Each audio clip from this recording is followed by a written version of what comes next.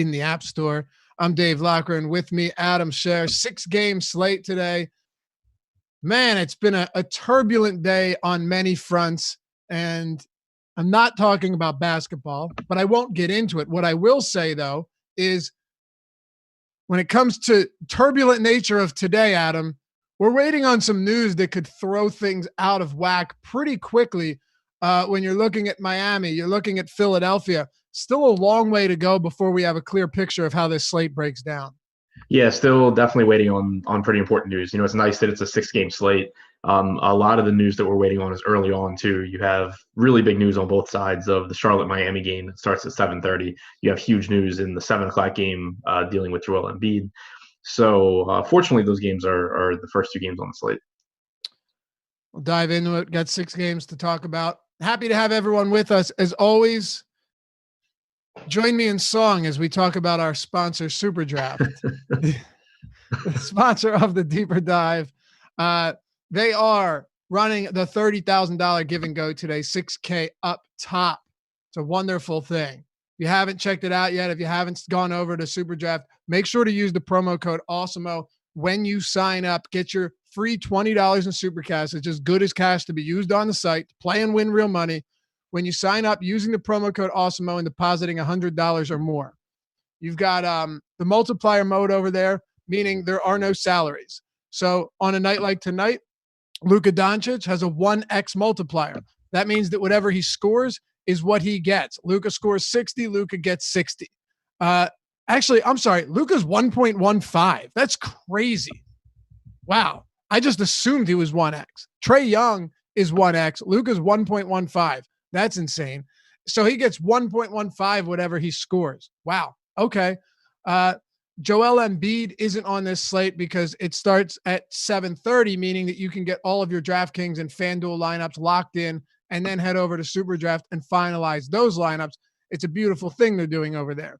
For example, Zion is 1.4 multiplier. Tim Hardaway, 1.6 with no Porzingis today. The list goes on. Check it out. Familiarize yourself with it and formulate a strategy of your own to win some big money over there. $6,000 up top tonight in the 30K. I said give and go, the 30K jump shot. My apologies. Use the promo code Awesemo when you sign up. Get your free $20 in super cash, and we'll see you over there. They are the sponsor of the Deeper Dive. Download it in the App Store or go to superdraft.io. All right, you ready, man? Yeah, let's go. Philadelphia at home hosting the Detroit Pistons. I mentioned to you before the show that I saw an article that suggested the Sixers would continue to hold Embiid out. Both of us skeptical here. So the reason I'm skeptical is not because they're playing a bad team, which they are, but they're still 11.5-point favorites.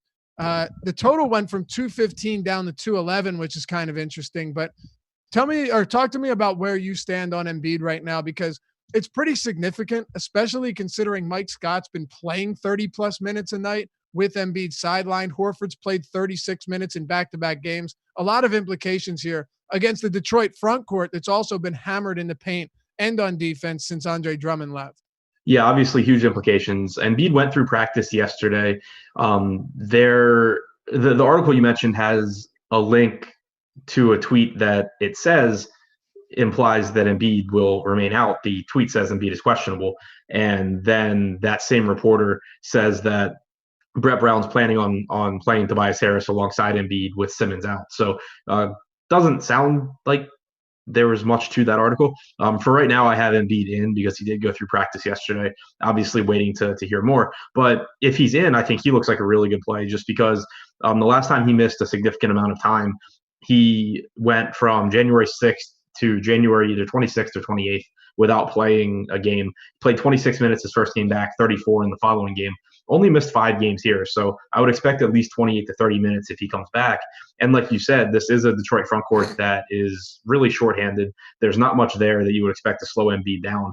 Drummond obviously is gone. John Henson is out. So that leaves you with Thon Maker and Christian Wood as your primary defenders against Joel Embiid, which, obviously good luck to them. So if he's in, I think he looks like a really strong option. If he's out, then you have the trickle-down effect that you've had, for the last 5 games where Horford is getting a ton of minutes and he's playing center, which makes him more productive. Tobias Harris is getting his normal, 36 plus minutes, but a much higher usage rate than when Embiid is in. So while the salaries have come up on both of those guys, they would still be in good spots if Embiid's out. Okay, so let's assume Embiid's in. How many minutes are you giving him? I have him at 30. Okay. I have him at 30 as well. Right now, you are projecting him in, though, just so we're clear. Yeah. Okay. So I think so as well. But if he doesn't, if he's not in, I'm going to go straight back to giving Horford big minutes and giving Mike Scott big minutes as well. That isn't to say that they're wildly appealing in a very low scoring game, but Horford at $7,400 on DraftKings. He has played 36 in back-to-back games, both of which were competitive, Adam. On FanDuel, he's 6,900. Where would you rank someone like Horford at these price points if Embiid sits? He obviously would become a lot better. You would have he's more appealing where you can roster him at power forward as well. But I think that if Embiid sits, you would have Horford more in line with someone like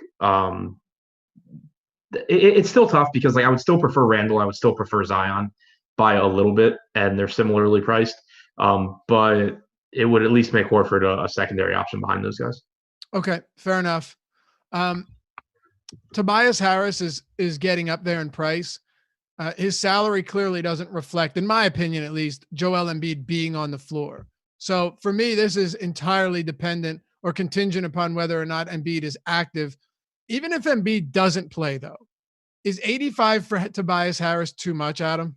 I think it still would be kind of tough to get there because while the usage rate does jump a few percentage points and you're expecting really big minutes against a weak Detroit team, you still, like I said, with Horford, you're still comparing Harris to those guys like Julius Randle in particular, but also Zion, Brandon Ingram, and then even Horford, who's a lot less expensive and gets a sizable bump without Embiid. So I think it would be really tough to prioritize Harris. Not saying he doesn't have a really high ceiling, but I think that there's a lot of players less expensive than him that also have really high ceilings. Okay. Let's say just for the sake of argument that Rudy Gobert is active for Utah. Okay. And let's say that Joel Embiid is active for Philly.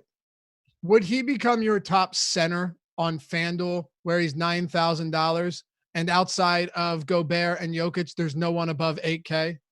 Yeah, I think center is a pretty weak position today in general. And Embiid would pretty clearly look like the top option to me if Gobert is in. Even if he's out, I think I would rather go to Embiid than Bradley if I can find the money.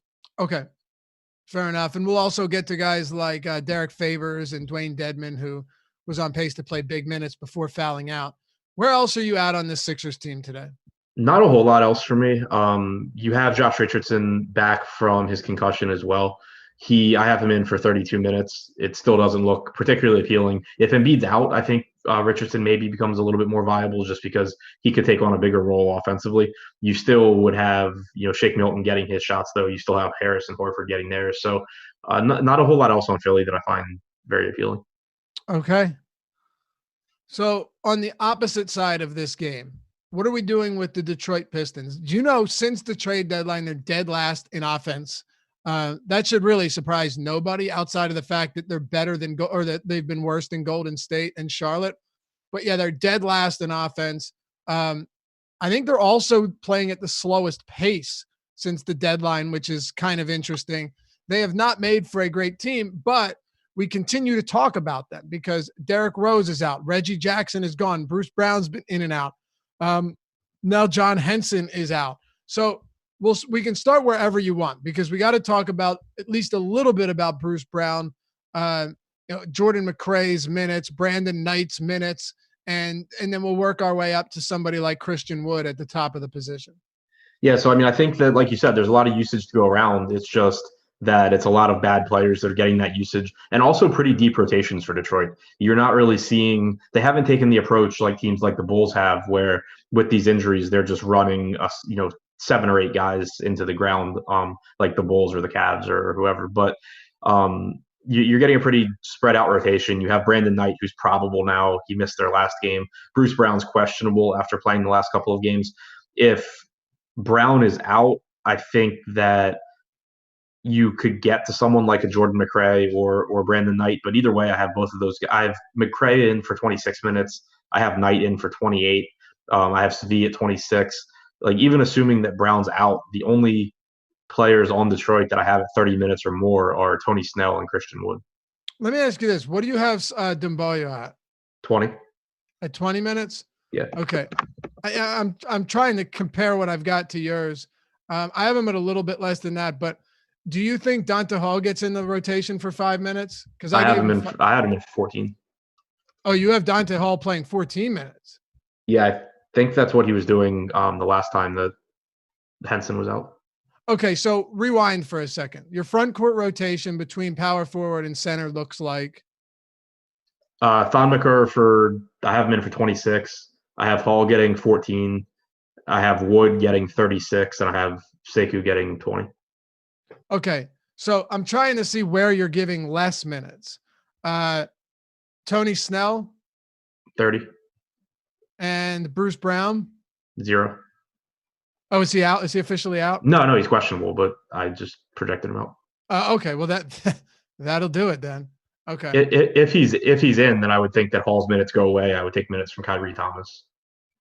Okay, yeah, I currently have Brown in. That's where we were different, so I must have missed that. Okay, with that in mind, who do you like for Detroit today? And do you pay up for Christian Wood? I don't really love anyone from Detroit. I do think that on DraftKings, Thonmaker looks better than he does on FanDuel. He's 3,100 with power forward and center eligibility. He's played 5 games this year without Henson or Drummond and with Christian Wood active. He played 34 minutes the most recent game. Prior to that, he played 20, 23, 20, and 25 minutes. He's averaged a fantasy point per minute over those games. The matchup is obviously difficult, especially if Embiid's back. And you don't know exactly how many minutes he's going to play. But at 3,100, I think it's a pretty decent value. On FanDuel, it's pretty tough to give up your center position for 4K there. Jordan McRae, if Brown is out, especially, would be someone that I'm okay with taking a chance on. He's only $4,100. If you look at his numbers with the Wizards this year without Bradley Beal on the floor, which would be pretty similar to, I think, what you would expect from Detroit. Like, you don't have a Bradley Beal type guy dominating usage for the Pistons. McRae had a 28.5% usage rate and averaged over a fantasy point per minute. So I think that he at least has that sort of potential here, and he's really cheap. So I would definitely take shots on him if Brown is out. And then as far as Wood goes, he looks decent to me. The problem is just that he's more expensive than Randle. So that's the main problem. If Embiid's out, he's also more expensive than Horford, who I would like more at $700 less. But you're still talking about someone that's averaged well over a fantasy point per minute and should play 36 plus minutes here. Okay. I wanted to wait till the room populated a little bit to let you guys know that we're giving away $15 PGA tickets for Super Draft on Deeper Dive today, and then 15 more. So 15 more will be given away on PGA Live Before a Lock tonight. So all you got to do, pay attention to the YouTube chat. You'll see some questions from the official Awesemo account. And if you answer them right, there you have it. $15 tickets. We're giving 30 of them away. So keep your eyes peeled in chat for this trivia as we do it throughout the show. Anything else from this game? Nope. All right, Miami and Charlotte. This is kind of a mess because we've got Kendrick Nunn, Tyler Hero questionable. Tyler Hero practiced. Kendrick Nunn did not practice. He's dealing with an illness. But then the big one is Jimmy Butler, who right now is also questionable. Who do you have in and who do you have out? We'll start with that. All right. So, first, Joel Embiid is playing. Okay, there you go. That's I'm very glad we got that news early on. That changes a ton. Yeah. And so for right now, I have all the Miami guys in, but that's more of that. Like, I think that you get at least one of Nunn or Butler missing this game. I just right now have it projected for all of them to play. Okay. I'm projecting for all of them to play too, but I have zero confidence in that. Right. I'm giving Tyler Hero pretty limited minutes, and then I scale back Nunn and Goran Dragic a little bit in the event that all of them are active. So we'll see how that plays out, but it definitely takes the shine off of a lot of these players because of that. So do you have interest in the Miami Heat today, starting with the backcourt where it's a big giant mess? Yeah, obviously depending on who's in and out. Like if everyone's in, I think that an $8,000 Butler on DraftKings is perfectly fine. Charlotte obviously is a really slow team. You mentioned Detroit playing at the slowest pace recently. Since the start of February, Detroit's the slowest. Charlotte's still the second slowest.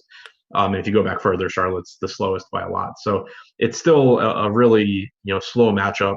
But Butler's salary is fine if he's in. If he's out or if none is out, then I would expect more minutes for Goran Dragic. I would expect you get him going from like 28, 29 to like 32, 33, which would be nice. You also would probably get more minutes for Duncan Robinson, whose salary has come up quite a bit, but who, would probably play 36 plus minutes.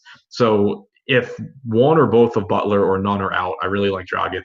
I also, if Butler is out in particular, would really like Bam, who would take on more of a playmaking role and also get more usage and should be able to have plenty of success against a really weak Charlotte front court. Okay. This is one where you want to stick around for live before lock. It's a 7:30 tip here. There's only one 7:00 game, and then there's a 7:30 tip. So hopefully we get updates sooner than later. I'm assuming we do, at least during live before lock. I can't imagine it'll be right at like 7 p.m. So I think we'll have time. Make sure to stick around. So to quickly elaborate on Bam too, without Butler on the floor this year, Bam's played 676 minutes. He has a 29% assist percentage. He's averaged 1.26 DraftKings points per minute. Okay. All right. 1.26, you said? Yeah. That's solid. Anything else for Miami before we get to the Charlotte team? No, just a ton depending on the news there. Yeah, that's why I don't even want to spend too much time on it right now. Charlotte, Terry Rozier was questionable, then probable. Now he's questionable again. So coming off that huge game, career night, shot 8 for 13 from 3, had an outstanding performance against Atlanta. Much more difficult matchup against a good Heat team that plays much better at home. And the minutes have been kind of weird here. Like Cody and Caleb Martin both played big minutes last game, 35 and 36 minutes respectively. PJ Washington was in foul trouble. So we saw Jalen McDaniels play 28 minutes. The Zeller and Biyombo minutes are kind of up in the air. I assume you could just put them in for 24 each or something like that. But Borrego right now, it's a little bit more difficult to figure out what he's doing, not to mention that Bridges went from playing huge minutes to seeing the 26 to 28 range over his last few. Yeah, I think a lot of moving pieces here is you've kind of seen guys like McDaniels and the Martin twins play reasonably well when they're on the floor and just kind of work their way into more minutes. So it's made me cut back my minutes projections on guys like Miles Bridges down to like 30, whereas not that long ago you could pencil them in for 32 to 34. Last game, I'm not taking too much away from that, though. Like you said, PJ Washington was in foul trouble. You had a double overtime game where not only was it a double overtime game, but the Hornets made a nice push at the end of the game going on a 14-4 run. So you saw, I think, a little bit more playing time for the guys that were on the floor at that point, both of the Martins, Bismack, Biyombo. So I think they're really, really difficult to project confidently. But as far as my best guess goes, I have Zeller in for 24 minutes. I have Biyombo at 20. I would expect you get a few minutes at the 5 from PJ Washington if he's not in foul trouble. Terry Rozier obviously is the really big news here because if this entire team is healthy, I don't really have interest in it at all. It's one of the lowest team totals on the slate. It's not an appealing matchup against Miami. And the pricing, I think, is pretty much where it should be for Charlotte. But if Rozier is out, you're taking 34 to 36 minutes out of the rotation. You're giving more usage to someone like Devonte Graham, among others. And you also potentially could get Dwayne Bacon back in the rotation at 3K flat. So if Rozier's out, I think that's where Charlotte starts to get a little bit more interesting. Who would your top plays be? If Rozier is out, it would be a nice bump, I think, for Graham. I think you would get a little bit more usage for Miles Bridges as well. And then you can't do it with any sort of certainty, but in large field tournaments, going after some $3,000 Dwayne Bacon, I think would be a pretty strong play too, as long as the ownership's not very high. Yeah, you never know what Borrego is going to do. Right. So. Like there's no guarantee he's in the rotation. It would just be right. It would make sense. Graham 1.12 fantasy points per minute with Rozier off the court this year. It's not bad. 1.05 with him on the court. So, a somewhat marginal increase in production, but he's going to 27.5% usage for Graham without Monk or Rozier on the floor. Right. So that makes a big difference. With them on the floor, what is it, 22, 23? With Rozier on, it is. Oh, with just Rozier, probably what, 24 or so? Yeah, I think it's 23 or 24. Yeah, okay. Makes sense. Anything else for the Hornets here? Like you said, they're a hard team to dissect right now. I don't know what the center rotation is going to look like. I'm assuming PJ Washington gets back over 30 minutes, but with the way some of these bench players have played, I wouldn't be surprised if he doesn't, but I don't have a ton of interest anyway, so it doesn't matter. Yeah, it's just one of those where it's a tough matchup. It's a team that isn't very good and shouldn't score a lot of points, and there's questionable minutes as far as projections go. So it's pretty tough to like much here. All right, let's keep it rolling then. We've got Atlanta Hawks at home hosting the New York Knicks. So the Atlanta Hawks in this one are favored by a decent amount, 5 points at home. 230 total is the second highest on the slate. And matter of fact, Atlanta's 117.5 implied total is higher than any other team. So we'll start with them. First off, on the injury front, fortunately, there's not a lot to talk about here. They've most of these guys earlier in the day were already taken off the injury report, so not a lot to get into. But let's start with Dewayne Dedmon for a minute. He was on pace to play 30-plus minutes last game, ended up fouling out, was playing really well. What are you giving him today? Because I bumped his minutes up a decent amount from where I had him last game. Yeah, I think that we had seen before his injury that he was typically on pace to play a lot of minutes, and he was just fouling out before he got there. Right. You saw the same thing against Charlotte where he played 28 minutes. I'm fine with going back to giving him 28 minutes here, which is what I'd been giving him typically prior to the games that he missed. So at 4,700, I think that, especially at a pretty weak center position, that is a good value, especially if like Gobert plays and it doesn't open up Tony Bradley. Yeah, that's where I have him at as well, 28. And I think as far as value goes at the position, which on FanDuel is not that strong, I don't have an issue with it. Maybe a little pricier than I'd like, but if you get 28 minutes with some upside for more, Dedmon in this spot is not bad whatsoever. How about the rest of them? You know that Kevin Huerter is going to play big minutes. Trey Young is going to play big minutes. But John Collins, so last game, talk about this for a second, Adam. I'll toss it over to you. Last game, what we saw was no Damian Jones, and then we saw Collins get all of the backup center minutes. Bruno Fernando played like 4.5 minutes. But outside of that, it was Dewayne Dedmon and John Collins. Do you see that being the case again today where everyone else is severely limited or not getting on the floor at all? I'm definitely fine with not giving minutes to Damian Jones. I'll probably give around 6 to Bruno Fernando here. I think I gave him 8 just in case. Yeah, just because it seems likely that he at least plays a little bit. But yeah, I do expect that it's, for the most part, Dedmon kind of taking minutes from Fernando and then Collins still getting his center minutes. Like I don't expect it to be Dedmon plays 28 minutes and then Bruno Fernando still plays his 14 or 16 and John Collins just barely plays center. Right. No, and I think that's a reasonable approach. That's where I'm at as well. Now, with the rest of the Hawks, what are we doing? So I think Trey Young, once again, is a strong play. He's been relatively disappointing in some games lately, but the playing time is still good. He's not giving you those 38-minute games consistently like he was not that long ago, but even if you're expecting 34 to 36 minutes, he's been a 1.4 to 1.5 fantasy point per minute guy. It's not a bad matchup against the Knicks.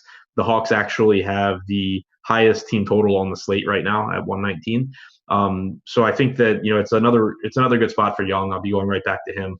And as far as the rest of the Hawks, it's not really that appealing. John Collins, definitely a tournament play just based on his upside. And, the fact that he's around the 1.25 fantasy point per minute guy that can play 35, 36 minutes. But I don't think his ceiling is much different than someone like Julius Randle or either of the power forwards on the Pels, and they're all cheaper. So I wouldn't say he's a priority so much as a way to be contrarian within some lineups. Cam Reddish played 30 minutes in regulation last game, but his usage goes down when Trey Young is healthy. His salary has also come up a bit. Herter's salaries come up a little bit. So I think Dedmon and Young are the two plays that look the best from Atlanta. Mixing in some John Collins as a low-owned tournament play makes sense as well. Okay. Want to flip to the other side of this one? Yeah. All right, let's talk Knicks. Always a fun team to discuss. So, first of all, you've got Julius Randle, who fouled out of last game. Not one starter played north of 30 minutes, Adam. Alfred Payton and the rest of the starting lineup was hockey line changed early in this one. They were down very early to Washington. He ended up playing 18 minutes. He was in a bit of foul trouble as well. So I would suggest that you don't read too far into what we saw last game. There is the concern, and I'll say this much. There is the concern that there are just a lot of guys getting minutes, right? We saw, I think 11 players get minutes last time, and it wasn't just like blowout run or anything like that. 11 guys saw minutes in the first and the second quarter, all of them outside of Harkless. He didn't see in the second quarter.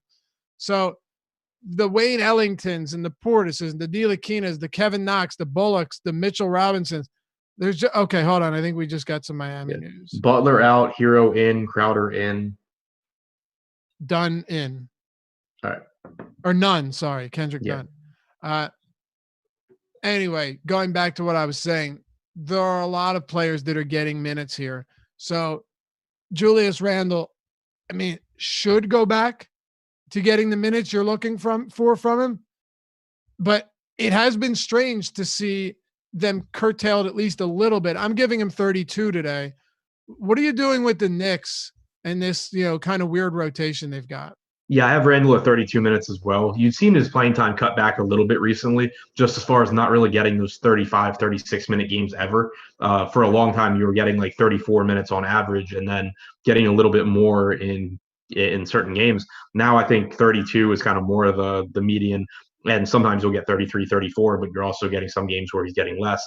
I'm not taking anything away from last game specifically regarding him because, like you said, they had the hockey line change 4 minutes into the game. Randle also fouled out with 4 minutes left in the game. So I still think 32 minutes is a reasonable minutes projection for him. Usage rate in games that he's played this year without Marcus Morris and with RJ Barrett active, he's played 20 games, has a usage rate just shy of 30%, and he's averaged 1.25 DraftKings points per minute. Now you talk about he's facing an Atlanta team that's one of the best matchups that you can get, and I think he still stands out as a top power forward option despite how poorly last night went. Okay, Wiggy had a question in Premium Cycle. I'll just answer this real quick. He said, sorry if I missed it, but what are you projecting for Embiid's minutes? I believe we both have him at 30. Correct. So could he play a little less than that? Yeah, he certainly could. I think he's I know he is a far better play on FanDuel, Adam. It's not even close. So yeah, I agree.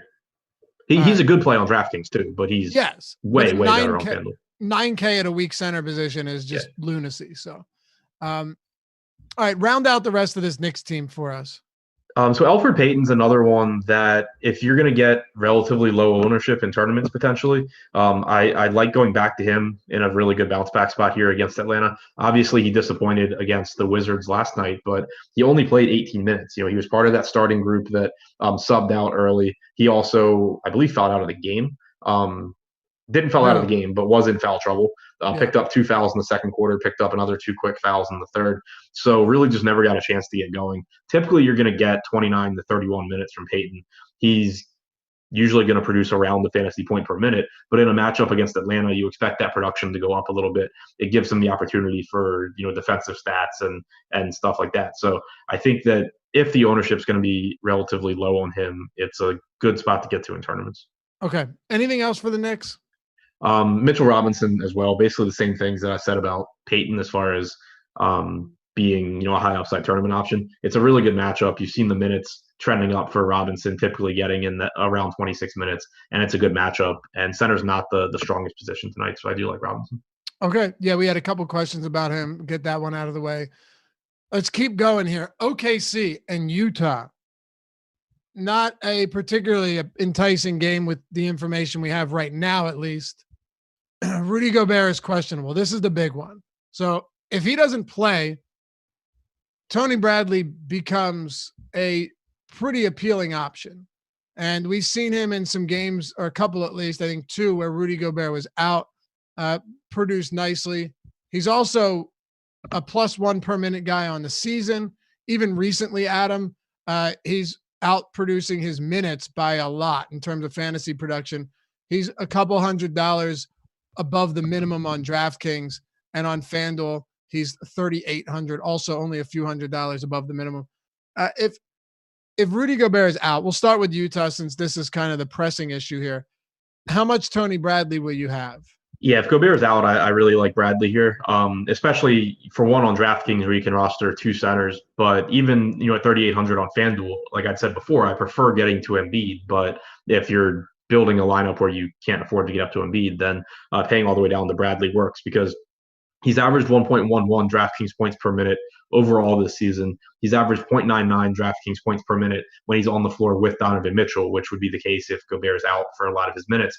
But also in the 2 games that he started for Gobert earlier in the season, one against the Pelicans, one against the Bucks, he played 22 and 23 minutes. He didn't close either one of those games. The Pels closed small. The Bucks closed, like the Bucks always do. Brook Lopez was out there for a couple minutes at the end, but that still isn't someone that you're necessarily going to put Bradley on the floor against. Now you're talking about an OKC team that's going to be closing with Steven Adams, or at least we assume. I think it is really likely that instead of those 22 to 23 minutes, you get 25, 26 minutes from Bradley. And even if you do only get 22 or 23, he would still be a really good projection. Yeah, I would have a ton of Bradley if that's the case. Maybe we'll get that news in time. We'll see. It's an 8 p.m. Tip, so it's not a late game. Fortunately, it's not one. There's only one game on the real late slate, 10 p.m., 10:30 p.m. Eastern. So maybe that's something we'll have earlier. If we don't have that news going into lock, are there any things you can do to prepare yourself for it, to make adjustments, or is there no one really comparable to him down there at the bottom? It's a difficult play. Well, the problem that you're going to run into is that, especially on DraftKings, you have him at 3,200, you have Thon at 3,100. If you project Gobert in, you're going to get Thon in a lot more lineups than you would if Gobert is out, and that's the first game of the night. So that's something that I think you kind of have to just keep an eye on as you're building your lineups. One approach would be that you could project Gobert in because, on the late swap sites, because you can then go from Gobert to Bradley really easily and then adjust your lineups accordingly to fill out the rest of your salary. The other way that you could go about it is to assume Gobert sits, which obviously is a risk. He did miss shoot around, so I would lean towards him not going. But that way you're kind of giving yourself an edge if he sits, because even though people will swap to Bradley, it's going to be lower owned than if that news comes out early, and you would have your lineups basically optimized, whereas other people would be having limited options that they could go to, obviously. So my approach will most likely be to, if we don't get news, to project Bradley as the starter. The other thing that you can keep in mind is you do have this Dallas and Denver game where Porzingis is out. It's really risky to look at someone like Cauley Stein or Boban, which we'll talk about later, but they are both cheaper than Bradley. So if you're in like an extreme emergency situation and Gobert is in, you at least have someone relatively viable you could swap to. Yep. Good stuff. Okay. So by the way, with Thon Maker, how many minutes did you say you're giving him? I have him at 26. I think you could definitely go like 24. Yeah, I have 26. I think it could be a little lower. Okay. And we're still waiting on Bruce Brown news to see how that influences the Denver rotation as a whole, the Detroit rotation as a whole. We'll stay tuned for that. All right. I want to do this. I'm going to just let you, cause there's a couple spots that I want to spend a good amount of time on. I want you to just go ahead and cover Utah and OKC. Feel free to hit on both sides of this one. I don't know if there's a whole lot that we need to discuss on the OKC side, but I'll let you run with it. So as far as the Utah side goes, you still have pretty decent pricing on Conley, on Donovan Mitchell. Jordan Clarkson's still at 4,100. Nothing that really stands out as great options, but I definitely don't think that someone like Conley is overpriced. I think that he's a pretty good way to fill out your lineups if you need to get to that price range. Same goes for Mitchell. Like, I think that there's guard options that I like a little bit more, but it's not like it's a bad spot. So kind of just a neutral spot for Utah, I think. And then pretty much the same for OKC. I do think the pricing looks a little bit better there, especially on DraftKings. You have $5,600 on Steven Adams. It's not a bad spot for him. I mean, obviously Gobert is good and may or may not be in, but if you're expecting around 28 to 30 minutes from Bradley at only 5,600, that's a pretty solid price point, considering that the center position is not that strong. I think that as far as like him versus Mitchell Robinson at that price point, it would really come down to ownership because they look pretty similar to me. Gilgeous-Alexander is inexpensive, and he's expected back. So you said Bradley, you mean Adams, correct? I thought I said that it would be either Gobert or Bradley, but yeah, I meant Adams. Okay, maybe I misheard you. I might have misspoke, but yeah, definitely meant Adams. Gilgeous-Alexander expected back. He's inexpensive at 6,300. He also picked up Ford eligibility on DraftKings, which is nice. But it's pretty much the same thing that we've always said about OKC is that you know where their production's coming from as far as 5 players essentially, but the pricing is more or less correct because they don't really deal with that many injuries, so the pricing doesn't really move that much. Okay, so top plays from this game, and are there any priorities? Bradley, if Gobert is out. Yeah, I think he becomes the top value on the slate if he's out. I agree. No real priorities. I think that my top plays outside of Bradley would be Steven Adams at 5,600, Gilgeous-Alexander at 6,300. All right, sounds good. Let's keep it going. Hey, by the way, if you haven't signed up yet, using the promo code Deeper Dive, all one word, Deeper Dive, is the way you want to do it, because that way you'll get 50% off your first week of Awesemo Plus Platinum subscription, meaning ownership projections, player projections, all of our tools from the boom bust tool to our amazing top stack tool with MLB season rapidly approaching, all of which have been developed and used by the #1 DFS player in the world, Awesemo himself. You may know him as Alex Baker. All of our premium content includes articles as well from Adam's daily deep dive. I'm all over the place. The deep dive, it's a comprehensive article, breaks down everything you need to know for each slate. Him and Adam fight for a switch off each day. And Ben Ross's PGA articles, all of our MLB, XFL articles. Spags has been doing a great one. Him and Sal breaking everything down each week. And basically, as you've heard me say before, if there are DFS contests for it, we have content for it. So it's a one-stop shop for everything DFS with all of the best tools that you're going to find out there in the DFS space. So be sure to use Deeper Dive, one word, when you go to awesemo.com/join, get you 50% off your first week of Awesemo Plus Platinum, all access. And check out the Fantasy Cruncher add-on as well before you check out. All right, 2 to go here. Let's take a stop in Dallas against the Denver Nuggets. I've said it a lot. I'll repeat it again. They've really struggled defensively, whether it be in transition, in the paint, you name it. It's been a rough time, and Mike Malone has expressed his frustration considerably. They beat Milwaukee, but that game was way too close going into the final few minutes of the fourth quarter. Now they go up against the Dallas team that will be without Kristaps Porzingis. But the Nuggets are still only favored by 2 points, and it's actually moved. It went to 3, and now it's down to 2. I mean, they've been struggling lately, so this is not a matchup for Dallas that really frightens me. And with Porzingis out, there's a lot to talk about, from Doncic to Maxi Kleber to a whole lot more. What are we thinking on Dallas today? Yeah, we also just got recently that Finney-Smith is also questionable. Right. So if he's out, that would open up even more front court minutes. If we assume that he's in, I think Maxi Kleber looks like a really good value. He's averaged about 1 minute more per game as a starter with Porzingis out and Luka in than he has overall. He's averaged a little over 30 minutes. I think that here you probably get 33, 34 minutes from him. And he's averaged about 0.91, 0.92 DraftKings points per minute. So at his current salary, that makes him look like a pretty good value, especially with how Denver has struggled defensively.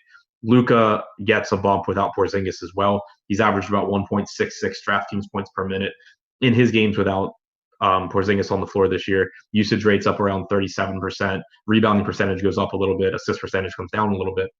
But looks like a really good option. Obviously coming off of a monster game last night. he's expensive, but I don't think he's overpriced here. So those two look really good to me. The rest is a little bit harder to predict. I feel good about Kleber. I feel good about Luka. Last game that Porzingis missed, you got Boban in the rotation for 15, 16 minutes. That could happen here, but Willie Cauley-Stein is probable for this game.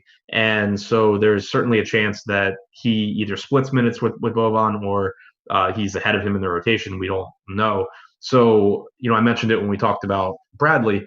Both of those guys are risky, but at the same time, in large field tournaments, they do offer you some upside since there is an unknown element there. And they, at 3K, if either of them get 16 to 20 minutes, they're going to be a really good play. It's just a matter of we can't be that confident that they get there. So definitely guys that, just keep your exposure to them in check, understand the risks. But if Finney-Smith sits, I think that it could benefit them as well because you could get more Maxey playing alongside them potentially and just opening up more minutes for both of them. So assuming Finney-Smith plays, I'm just kind of limiting Willie Cauley-Stein's minutes and Boban's minutes to where I don't think it'll make a huge difference. I have Boban at 10. I think I have Willie Cauley-Stein at like 15, but it could be the other way around. I have no idea. I really what are you giving them right now? Because I'm just giving them enough where it doesn't make a difference and they're not going to show up anyway. Right. Like I'm going 10 to 12 on both right now. It is worth noting that Denver is one of the lowest frequency pick and roll teams in the league, which means it would be easier for Boban to stay on the floor. But again, it really comes down to how Carlisle views Boban versus Cauley-Stein in terms of who's ahead of who in the rotation. And it's kind of hard to figure that out because in most games, neither of them play.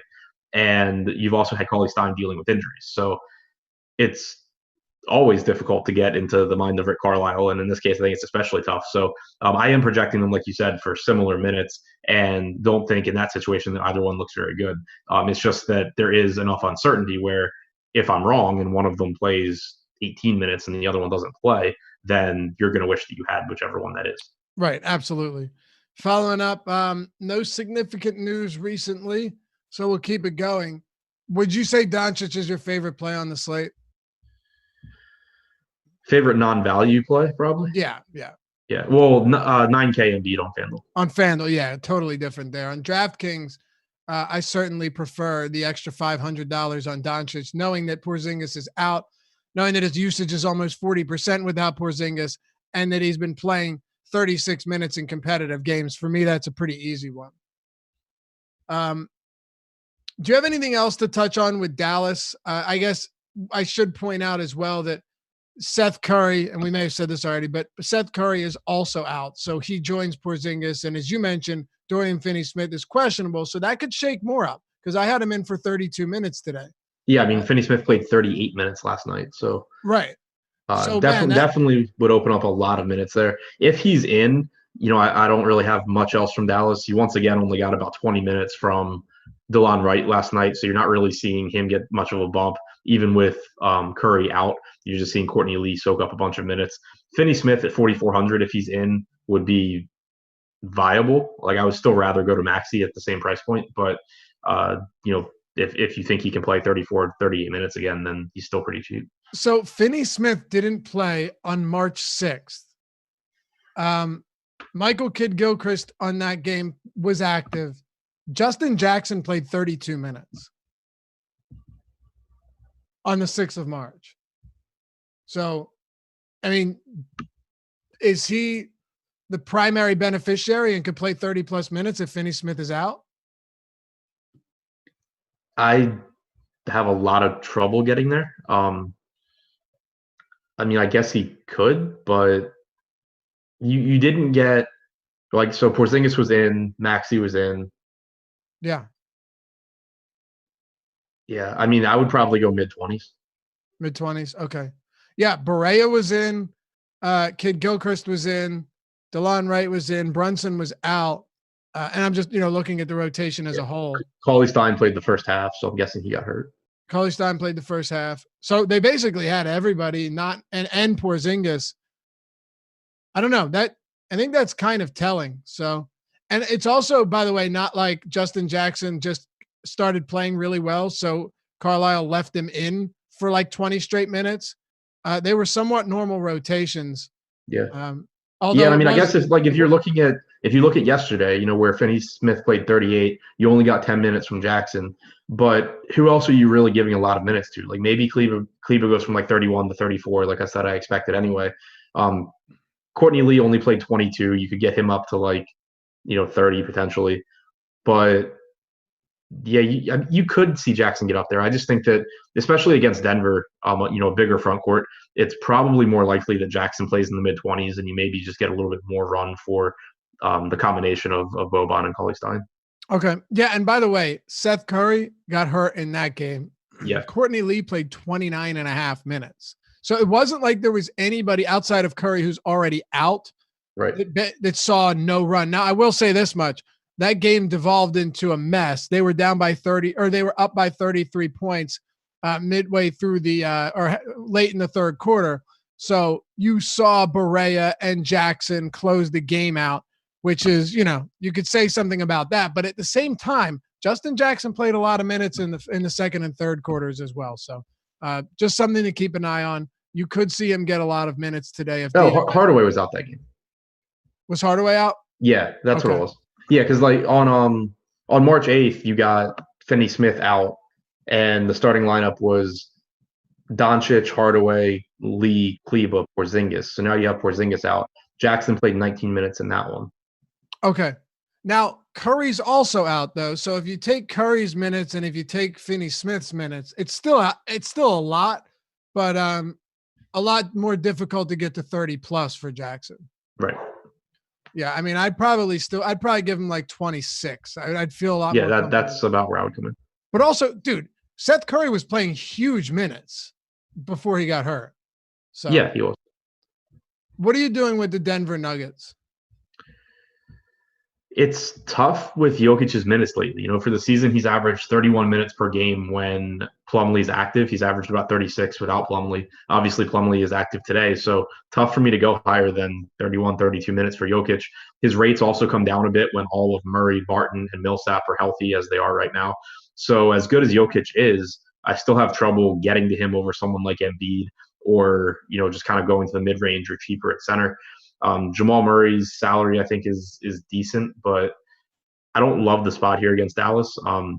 Looking to forwards is probably the most appealing part because the position is not quite as good as the guard positions, I don't think. Barton, is a small forward option, but his salary's jumped about $1,000 in the last couple of games.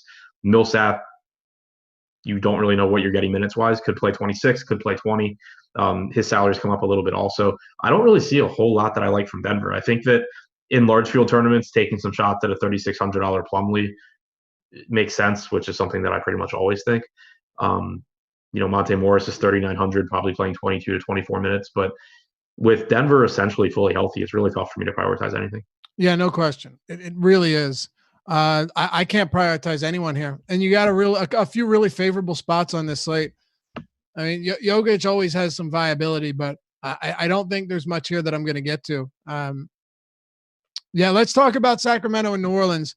And while we're at it, if you guys enjoy the show, appreciate you hitting that thumbs up button, liking it. It's the easiest way to help support us here on the channel.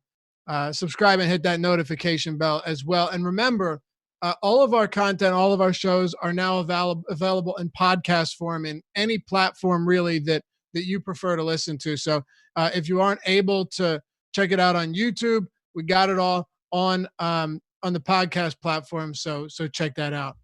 All right. Sacramento and New Orleans. We'll close it out here, Adam. The Pelicans are slight favorites on the road. They've got the second highest total on the slate, 1.5 point favorites, 233 total in this game. But we'll start with the Sacramento Kings. Rashawn Holmes has been back for a couple games, probably plays around 22 minutes or so. Bogdanovich is, at least last I looked, on FanDuel, getting some ownership. Let me check to see if this is the case still. Right now he's at 11%. Okay, nothing crazy. On DraftKings, he is – that's it. Sorry, 27% on DraftKings at 5,100. This game in general you're looking at a lot of ownership, man. 1, 2, 3 in the top 5 from this game, and they're all from the same team. And then you've got like 6 or 7 in the top 20 tonight. So the high total, the big minutes for the Pelicans are drawing people in, but mostly Sacramento, honestly. Yeah, I mean, I understand it because you're talking about a Pels team that's played at the second fastest pace since the start of February. They've also been pretty good defensively, though. They're 9th in defensive rating over that time. And, while they have struggled defensively at times this year, it's not like they don't have quality defenders on this team. So I understand why the ownership is high. I just don't know that I don't even want to say I disagree with it, because again, I think that they do project pretty well, and it is a 6-game slate with limited options. I don't think that it's a spot that there's really an edge in being overweight in tournaments. I think there's a bigger edge in pivoting to some other guys at lower ownership. Like De'Aaron Fox at 7,800, I think, is a good play. He probably plays 33, 34 minutes. He's averaged about 1.14 DraftKings points per minute since Buddy Hield went to the bench on January 24th. All that looks good here. He's also the second highest owned guy on the slate. I think that there's enough guard options you can, pivot to not be that concerned if, about not having a 30% owned Fox. Bogdan Bogdanovic, he's had a few really good games recently. The minutes have been there. But since he joined the starting lineup, he's averaged 0.87 DraftKings points per minute. He has a 19.9% usage rate. Assist percentage is only 13%.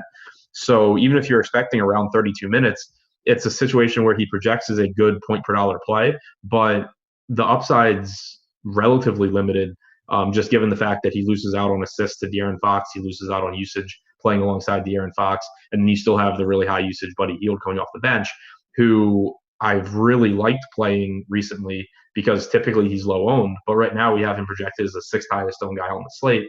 He's only playing 25 or 26 minutes in competitive games. Some games are getting a little bit less.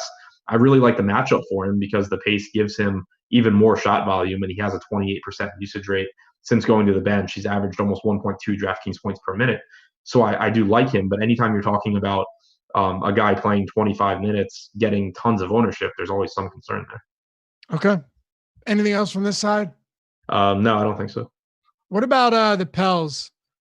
To dive a little bit deeper in depth with somebody like Zion. So just to nail this down a little bit further, do you think that Zion and Ingram are now appropriately priced, having pretty almost identical price points now on DraftKings? Yeah, I think so. I think they're at a point where their median projection pretty much says that the salary is where it should be. Either one of them still have ceilings at that price because obviously they're both good producers. Zion's the better per minute guy. Ingram typically plays more minutes. So in any given game, I think that they're still upside at their salary. But as far as median projections go, I think they're priced about where they should be. What else are you doing with this game? I think taking some shots on Zion or Ingram is good.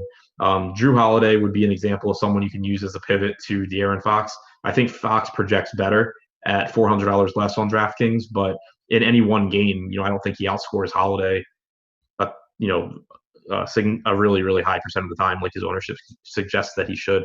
So that's one pivot you can make. Drew's at 17%, Holiday's at 20, or Fox is at 29, for example. So it's kind of just secondary plays for me. I think the pricing is pretty much where it should be. This is a game where I think that it should be fast paced. The total is high, which is appealing, but the salary or the pricing is pretty much where it should be. And I think that it looks a little bit overowned to me. All right. We've got a couple minutes. Live Before Locks coming up next. Stick around for that. Do not go anywhere. They're going to take you up till 7 p.m. Eastern time. And we've got our super draft slate locking at 7:30. So you get an extra half hour there as well. Don't want to go anywhere. That'll be Eddie, Fear, and Josh Engelman taking you up till 7:30 actually.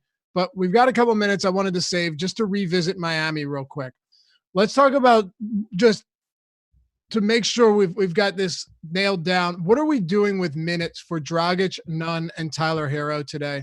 The reason I ask is now you have Butler out, but you also have guys like Solomon Hill and Jay Crowder and Andre Iguodala in this rotation, whereas that wasn't the case before. Right. So I think that it's still kind of a guessing game to some extent because of those guys the new guys joining the rotation. But, I think that you get 30 plus from Dragic with Butler out. You'll need his scoring, and the minutes are certainly available. Bam, I would expect to play his 35, 36 minutes. Kendrick Nunn is tough because you've seen the minutes for him change so much throughout the season from game to game. But I think giving him around 30 minutes makes sense. Going to about 36 on Duncan Robinson makes sense to me. Tyler Hero, I would expect to be limited because he was out for so long. So I'll keep him to around 18 minutes, I think. I have him at 18 too. What did you say you had Dragic at? I'll end up at like 30. Okay. Yeah. I have Dragic at 31 right now. Maybe that's a bit steep. I assume that if I put Dragic at 31, given the usage bump he sees with no Butler, he'll probably be a pretty appealing play here. Yeah, I think so too. Butler being out, even though the pace of the game isn't that appealing, Butler being out just gives you so much more in terms of playmaking and usage opportunities. Right. Yeah. He's one of a few players in the league that contributes in every category. So when he's out, it makes a huge difference. Anything else before we head out, Adam? For the season without Butler on the floor, 1.06 DraftKings points per minute for Goran Dragic. That is the second highest on the team behind Bam. Okay. Yeah. And I think 29% usage. Yep. So there you have it. That'll do it for us. Thanks for hanging out, as always, making us a part of your day. We'll see you back here tomorrow on the Deeper Dive, presented by SuperDraft. And remember, use that promo code Awesemo when you sign up over there, superdraft.io, or in the App Store. Get your $20 in free super cash. We'll see you back here tomorrow on the Deeper Dive.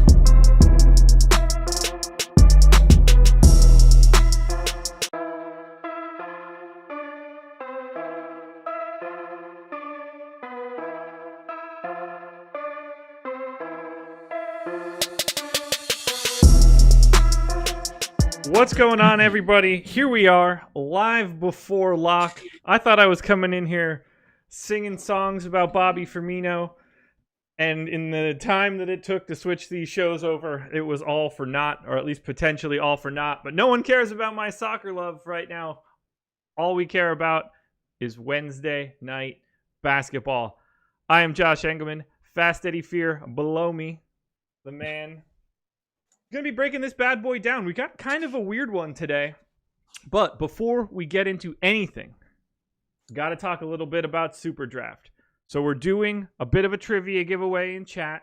We're going to be giving away a bunch of tickets in the PGA Live Before Lock show coming up at 8:30 Eastern Time. Ben Rasa, Jason Roslin breaking that bad boy down. They've got $2,500 to first in the PGA contest that locks tomorrow. We've got $6K? Yes, $6K up top for their main NBA contest tonight. So what you guys want to do, go to superdraft.io, use the promo code Awesemo, and get yourself $20 in super cash on your first $100 deposit or more. Superdraft, no limits, more winning, fast Eddie Fear. You know the question. Who do you got your eye on today? Who's the play of the day? I wanted to talk about Liverpool. I can't talk about Liverpool or this show will never get done. I really don't know. I'm of many minds on a lot of guys. I like all the value centers, which is odd, including some apparently well more than other people. So we're waiting on quite a bit of news here. I'm just going to kind of ignore your question because I don't have a good answer, and I'll talk about dudes. Then I'll look at ownership and maybe something will come up. But I'm going to play the politician here and take your question and respond kindly and in a friendly tone. But in no way address your question. Watch carefully. That's fair. That's fair. How about this? What's the game that stands out most to you? See, that might even better? Be too much. Better? Not better? It's a much more reasonable question, and you would think I would have a good answer to it. What's the game that stands out to me? Trying to find a game here that I really sort of like both teams in. Do we have Terry Rozier news yet? I don't believe that we do, unfortunately. It's like there's a lot of moving pieces in Miami and Charlotte, so that seems a valuable one to talk about. The easy Miami answer were good now. Yeah, that's a good point. We're still waiting to hear what's going on with Charlotte, but we have the games in Atlanta and Sacramento that are obviously the ones that are projected to score the best. I think I prefer in general from a DFS standpoint the game in Atlanta simply because the players are a little more appropriately priced in the game in Sacramento. Like some guys are going to do very well in that game, but most of the people are closer to where they should be priced. Randle is still a little too cheap, especially for the ceiling he carries. Yeah.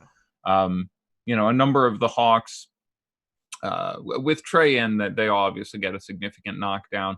I want to say I feel fairly confident that Willie Cauley-Stein starts and plays like 26 minutes tonight. And okay, good take. I have seen other people projecting him as like 10 minutes and 12 minutes and 15 minutes. And so this is the, I believe, fourth game Kristaps has missed basically in the last month, all of which were on back-to-backs. And we had one where Willie Cauley-Stein was also out. And then we had the most recent one that was in, I don't know if it was in Chicago. It was against the Bulls, though. And we got a good bit of Boban center time there, or at least some. And we had a fair amount of Maxi Kleber at center, who, again, especially if Dorian Finney-Smith is out, we did get your Terry Rozier news. He is out. Oh, there you go. Sorry. So there's all kinds of good stuff to talk about here. This is going to be fun. He has not missed a lot of time. No. But that game in Chicago where Willie Cauley-Stein was technically active but did not play, he had missed the last 9 games with, I don't know, death in the family or something. And I remember watching the pregame comments, and they had said, well, we're a little nervous about rolling him out there in a game where he hasn't had a practice or anything, and we've made some changes recently. And it really seemed to me that they specifically were making an exception to not putting him in that game. Yeah. And based on the comments I hear, I think this is what he's here for. Now, we'll know by the starting lineup. And this game is, I want to say it's one of the 8s. It's an 8 o'clock game. So, we'll want to keep our news. Yeah, that's my daughter. So hopefully nothing terribly amiss, but she should know better unless it's an emergency. And then she should text. So, but I think Willie Cauley-Stein starts and becomes a very interesting part of this whole value center. Like, people keep saying that center is an incredibly crappy position today, and there's 3 or 4 really nice value options depending what site you're looking at. One of the reasons you like Thon McCurry is you can get him in there at forward, but I like Dewayne Dedmon in this matchup. He could get in foul trouble, but excluding that. All right. I got to deal with this, unfortunately. Okay. I like Tony Bradley quite a bit. Rudy Gobert has only missed 2 games this year. Both of those came in November. Bradley started both of those games. Jeff Green backed him up both of those games. Okay. You need me to take over? I'm going to mute myself while you talk about something for a second because this is apparently an issue. All right, so we're going to dive into where my contenders list stands, but I think that hashing out the minutes for Charlotte is quite important right now. I think that we almost have to see Dwayne Bacon now. It would be surprising to me if he doesn't get minutes finally. I was surprised that he hasn't gotten them already, but here we are. But now with Rozier out, Rozier plays monster minutes. They've got to fill them somewhere. So I'm assuming we see a sizable jump to Dwayne Bacon to like, I don't want to say he's viable because a 0.73 FanDuel point per minute rate is what I have as my baseline. That's not very good. So he's going to need more than 20 minutes to be a guy that I think is like legitimately in play. I'm going to 35 on Devonte Graham. Right now I've got 20 in for Bacon, but I do definitely want to see a little bit more from, what Alex is thinking here. So Caleb Martin's going to get a boost. Cody Martin's going to get a boost. There are a lot of additional minutes to go around right now for Charlotte. And I am currently watching my favorite team be removed from Champions League. Goal to Atletico Madrid. No one cares, but I am sad. Very bad 10 minutes. Rough stuff. I think that Caleb Martin is actually going to become a little interesting. I'm really curious to see where Alex ends up going with those minutes. I know he got a little bit of extra run in that last time out, but and by Cody Martin, I meant Caleb Martin. It's that easy to flip-flop those names here. Eddie, you good? All things good? All things good now. Taken care of. Okay. Do you want to hash through Charlotte with me? Yeah, let's do that. Dwayne Bacon pretty much has to see the floor now, right? They would play, assuming they don't go super big.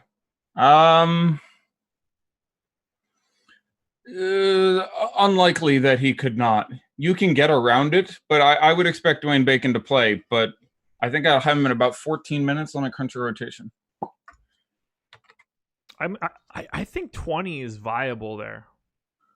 Possible, sure. And it probably doesn't matter all that much given his like raw skill set. And a difficult matchup. Like going against Miami is not certainly the most exciting. Let's see where Alex landed. He just put in an update. Okay, I'm kind of curious what he has. I'll compare it to mine. I have, because this is obviously, pretty rarefied air for Rozier being out, and given the current makeup of the team, especially with Monk out, they have options to go a couple different directions. So he's going 20 to Bacon, 27 to Caleb Martin, 33 to Cody Martin. That all seems pretty reasonable to me. Yeah, I had 34 and 26 were pretty close. I have, because this is only I think the second game Rozier's missed this year. Let me look at that. I think he missed a game. Seem to recall. I'm almost positive he missed at least one. He missed exactly one. There it is. He missed a game a month ago tomorrow. In that game, you're just going to get a lot of Malik Monk, but Jalen McDaniels' time will come up too, so I'm curious what they did here. Okay. It's going to be really difficult to get away from some of this Hornets value now, I think. Yeah, well, I don't know if I would go that far. There's a lot of value I like on this slate. The matchup is not terribly good. I can understand getting to Devonte Graham. I think getting to Miles Bridges and PJ Washington makes some sense. Sort of his value plays. Cody Martin a little more than Caleb, but I don't think I want to be overexposed in a slow, bad matchup where, like, that is a lot of usage to go around. Yeah. And I do like the lesser owned pieces. So if you look at this game, you had Malik Monk play 32 minutes off the bench. Dwayne Bacon was there and played 14 minutes in that game. Cody Martin was also out. So if you have Cody Martin take somewhat of that Malik Monk role, I don't think you get that much time out of Bacon. They literally, put Bacon down in the G League for a month. I don't think he stepped on the court in a month. I could have swore I read something that he like requested it. I remember something weird about him and how he felt about the G League exactly. Even at 20 minutes, I don't have Dwayne Bacon as someone that I'm looking to get to. But I do have now Devonte Graham at probably my top play of the day, or at least something in that genre. Yeah, he's going to get very close to that for me. That's what I'm He's looking at. He's third on my contenders list right now. 6,500 on FanDuel, 7K on DraftKings. He is going to dominate the usage on this team. Yeah. I again, I want to point to, so let's go.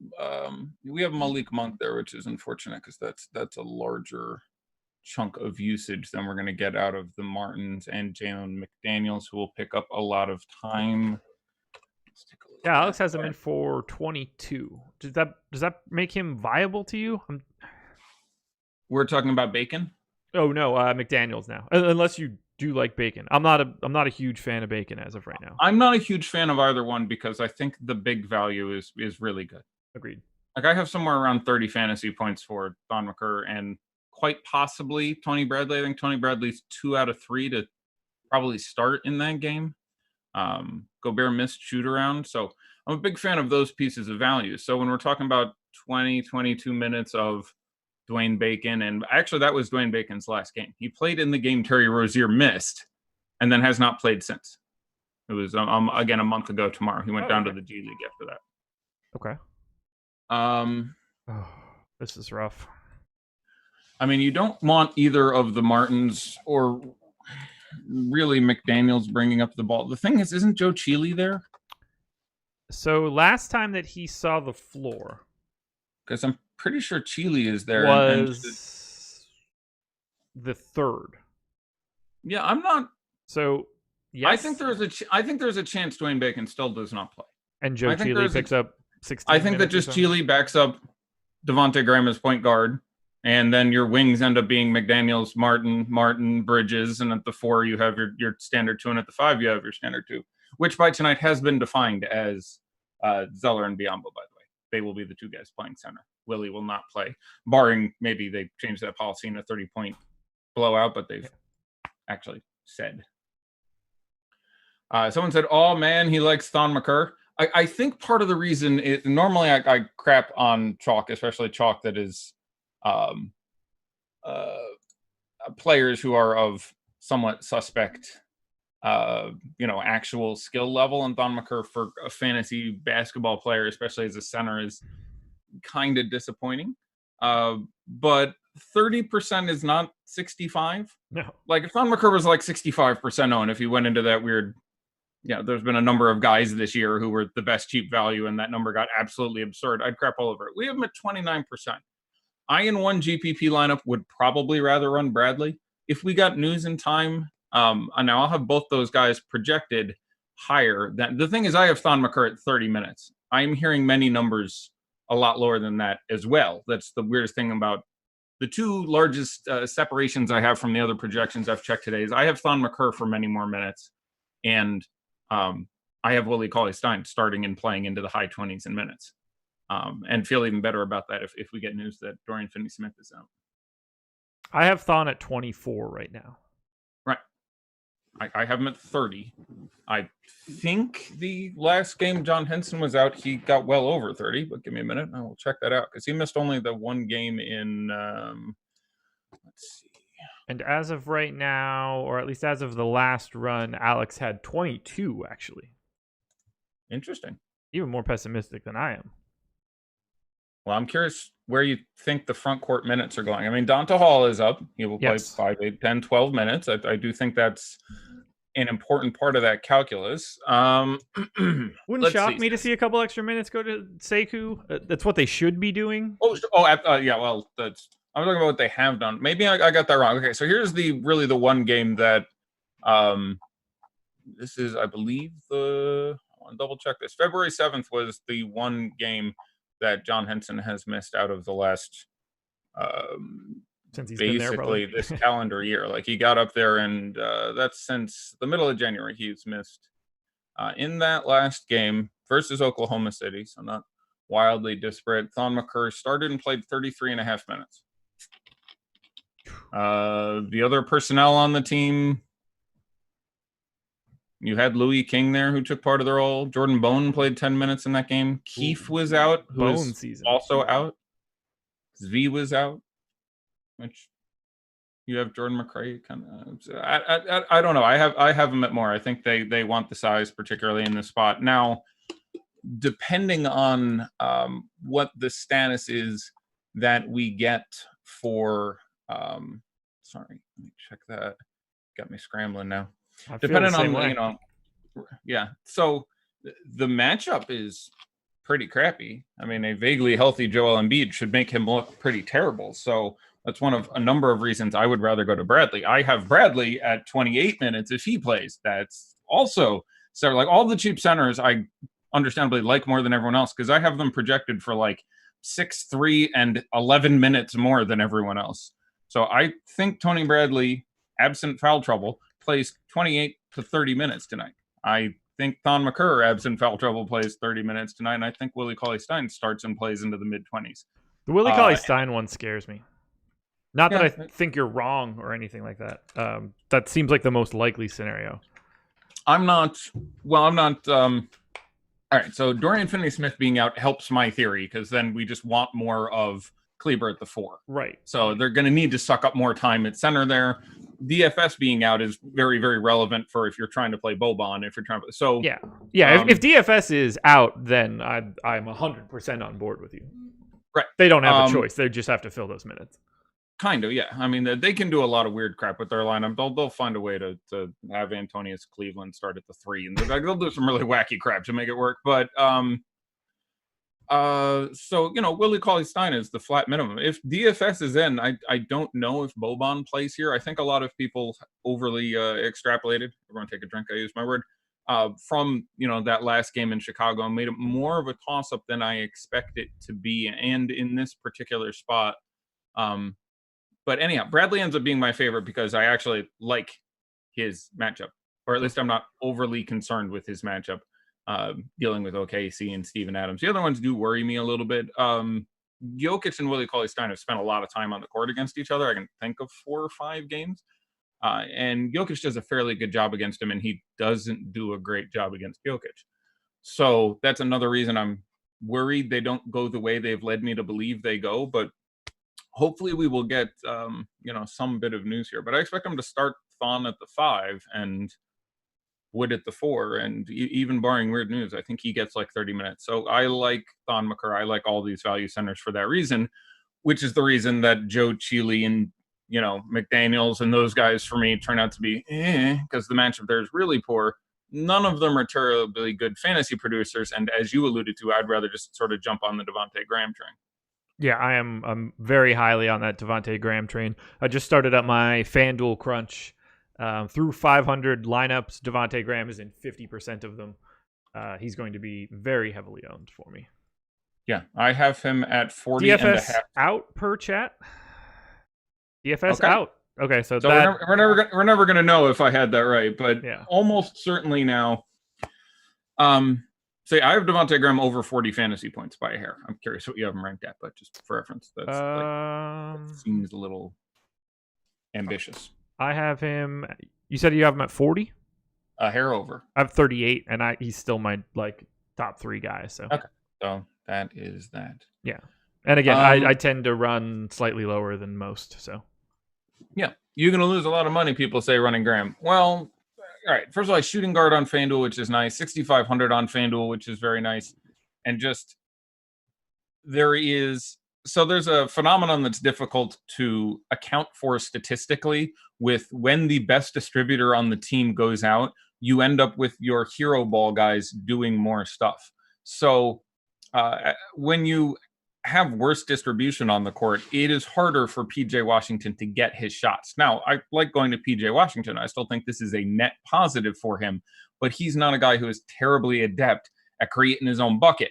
So there's going to be a lot of bring the ball up the court, try to do something for 20 minutes, fail horribly, and Devonte Graham ISO someone. That scenario is going to happen 18 to 23 times because Miami is a very good defense, and the offense should struggle a little bit. You got to remember who you have out there at center and at power forward. Like you have some guys who are kind of anemic offensively. So I think there's just the potential for Graham to take 25 shots. And so just at the price I would be interested in. I don't know if enough people get there.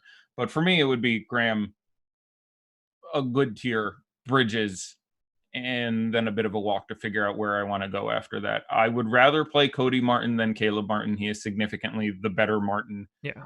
Even with Caleb Martin's price coming up, even him being a little bit cheaper, you want Cody between those two guys if you want to take another piece of this. But I like that big value more. So it's I think I would end up with less, just based on your earlier comments, Charlotte of the value than you would. But what are you coming up with for Charlotte value? Like you said, you ran a crunch. I deleted the crunch once DFS went out, but I mean, I can tell you what's going to be showing up for me. It's going to be Cody Martin. Yeah. I mean, it's going to be Devonte Graham first and foremost. Yes. I don't think there's a single person that could disagree with that. There will be a lot of people who disagree with that. With he's going Graham to be much as the lower. best play of Charlotte? No, I think you'll get that. I guess you said I'm going to get a lot of Graham. I don't think many people disagree with that. And I'm saying there are many people, including a couple dozen in the chat, saying, God, I don't want Devonte Graham and there's some reason to think that. But I'm saying, let me rephrase. I think you'll be very pleasantly surprised by the Devonte Graham ownership at lock. Oh, yeah, because he looks good and people have to immediately freak out and have the opposite of good. Makes sense to me perfectly. I would guess that he's probably one of the top 3 guys on Alex's boom bust tool without looking. Given that news. I would suspect so. And he should be, so that's fine. And you want guys who are high boom bust. You want a lot of variance. Yeah, now if that's a spot where you're trying to make different moves in an individual lineup, like I'm not going to begrudge anybody that, but like he is very clearly a fantastic play now. I think so. I would say Cody Martin is probably second for me. Bridges third. PJ Washington fourth. Something along those lines. Okay. I don't have any giant issue with that. I think the centers are both vaguely in play, but the other cheap centers aren't owned as highly as they should be, so I don't think you need to get cute and get away from them. Is Justin Jackson viable now? Yeah, viable, definitely. Viable is not a question. He's absolutely viable. He's 3,200, I think, is the DK price. I should really push some new rankings, but I think 3,200 is the DK price. Some of the other times he's gotten significant minutes, you had either Tim Hardaway Jr. out or Delon Wright out, but now he's probably 22 to 26 minutes. He's not good. I would like him less than all 3 centers we were just talking about and a smattering of other guys. But he's viable now. Like I would have some exposure. So yeah, he's viable to play. Delon Wright is reasonable to go at. Again, we haven't gotten that game in a while, but Courtney Lee does not do a lot fantasy wise, so I don't think I super want to go there. But it's worth pointing out, no Kristaps, no DFS. Like I really like Maxi Kleber. Now right now we have him up to 30%, but he should play 35 minutes now. Yeah, he's going to play just an absolute massive amount of time. Yeah. And pretty much has to, barring foul trouble or anything along those lines. Yep. No, I think that's... All right. I think Maxey will end up being my most exposed player. Don't mind that. Or at least something in that area. I'm really hoping we get like 6:58 news that Willie Cauley-Stein will start, because right now I don't think anyone is going to own him, and I'll have... a reason. I think I would have him projected for something. Let me rechange that. I mean, I think he's going to get owned now.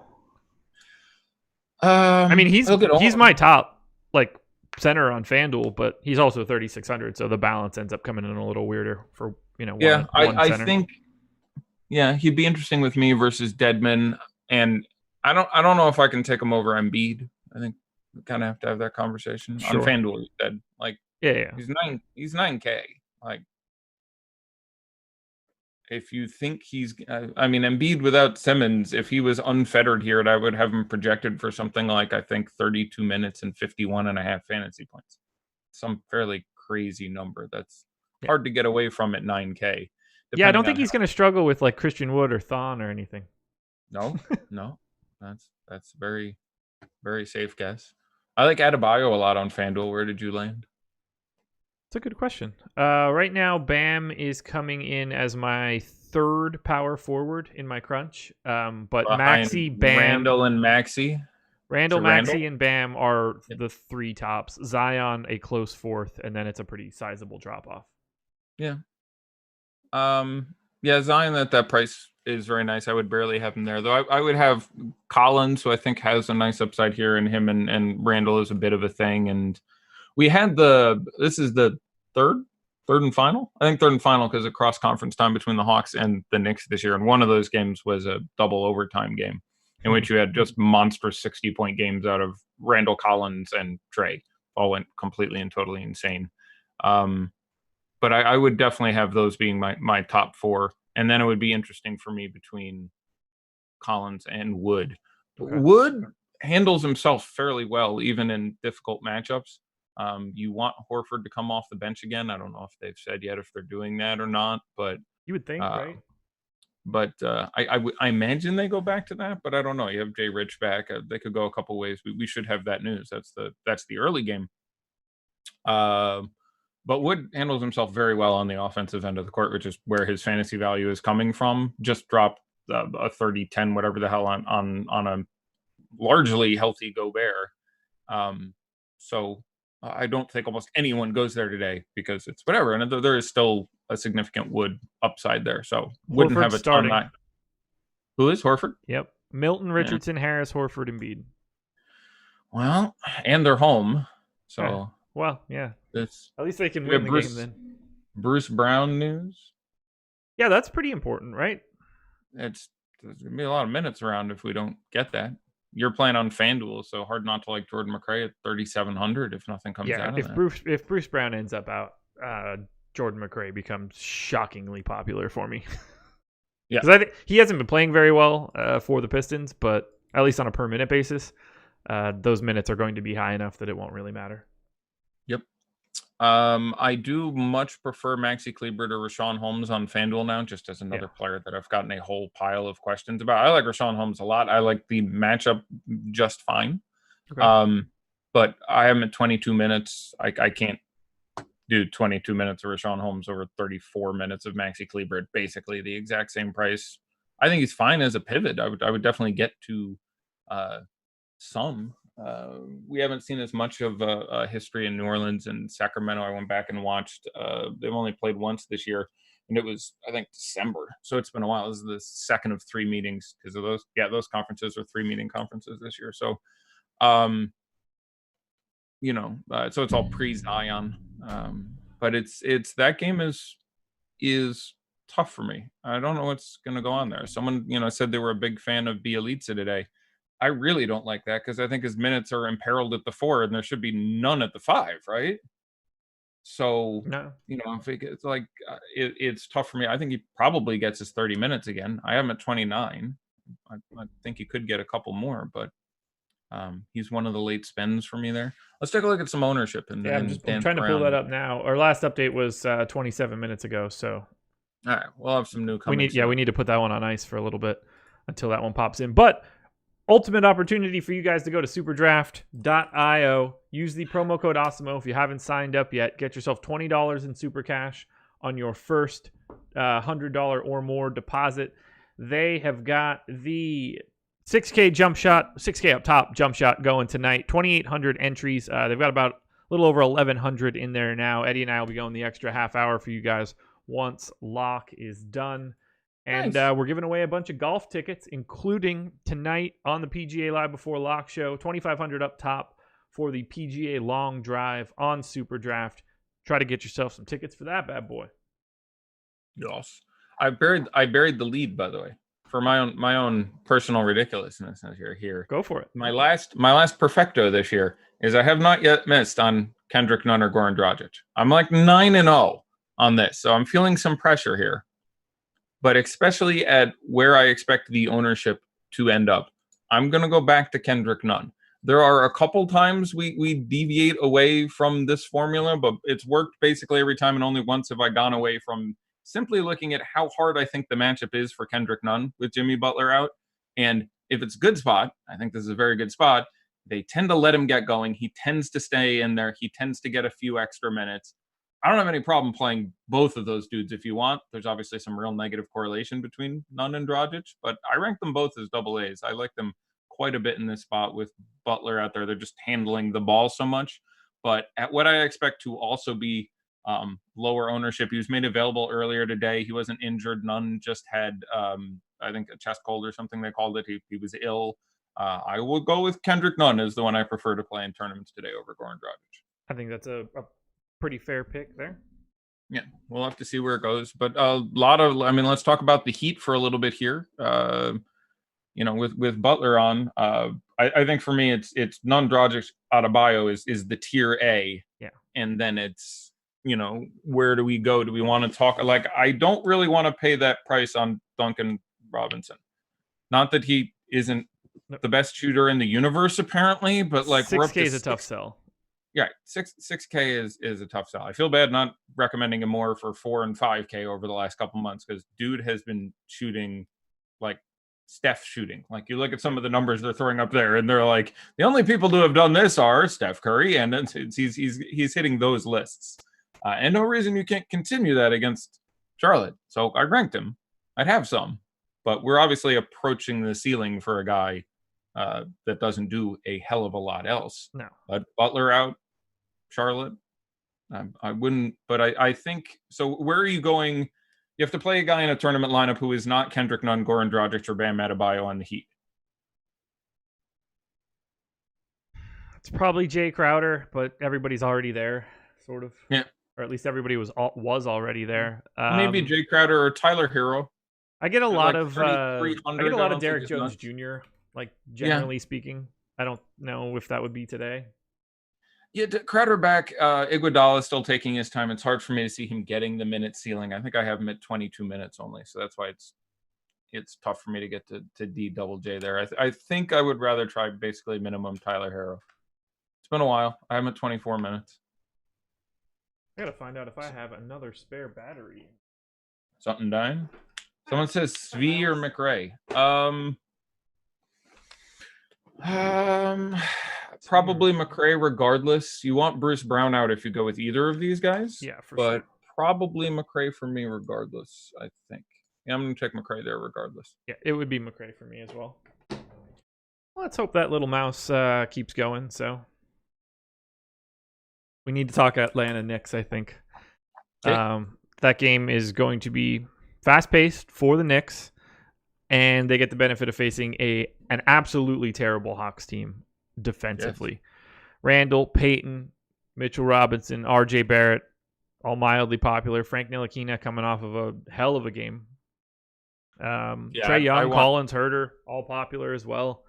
What stands out to you from Hawks Knicks? Randle. Yeah. So he made me look very poor last night, although we had at the time he was projected to be like 12% owned. And I said, I think I'd have more than that. I'd have like 20. And he ended up being like 25% owned. So it's important to contextualize my failure, but I liked him quite a bit. And so they were down, I think it was 18-4 and got yanked slightly less than 4 minutes into the game. So he lost like 4 minutes in the first quarter and then lost like 5 minutes at the end due to massive foul trouble. And ended up getting like 25 fantasy points in 25 minutes, which is, like worst case scenario. But this is also just another spot where you look at guys with the giant, like I much prefer him to De'Aaron Fox. I think the odds of getting your Julius Randle massive game are just much bigger than the odds of getting an identically priced De'Aaron Fox massive game.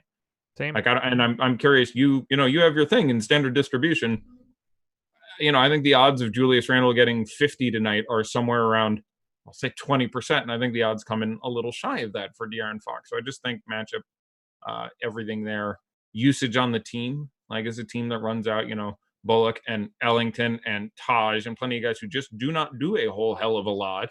And so you end up with Payton to a lesser extent, but Randle having the preponderance of shots on this team a whole hell of a lot. You can just get a somewhat quiet game a little more frequently out of De'Aaron Fox because Bogdan now in the starting lineup brings up the ball a little more. Hield is really active in his 25 off the bench. Bielitsa has a shooting night. Like it's just, there isn't quite the density of production there. So I would Randle probably first choice there. And he's going to be underowned because he was crap last night. Like he just sank people last night. I could show you my Twitter feed, and I hope he is. Noticed. We did get ownership update if you're interested. I did. I am looking at it right now, so Perfect. we can let's go ahead and. But I'm trying to think if I have any like weird wrinkles here. I like Dedmon.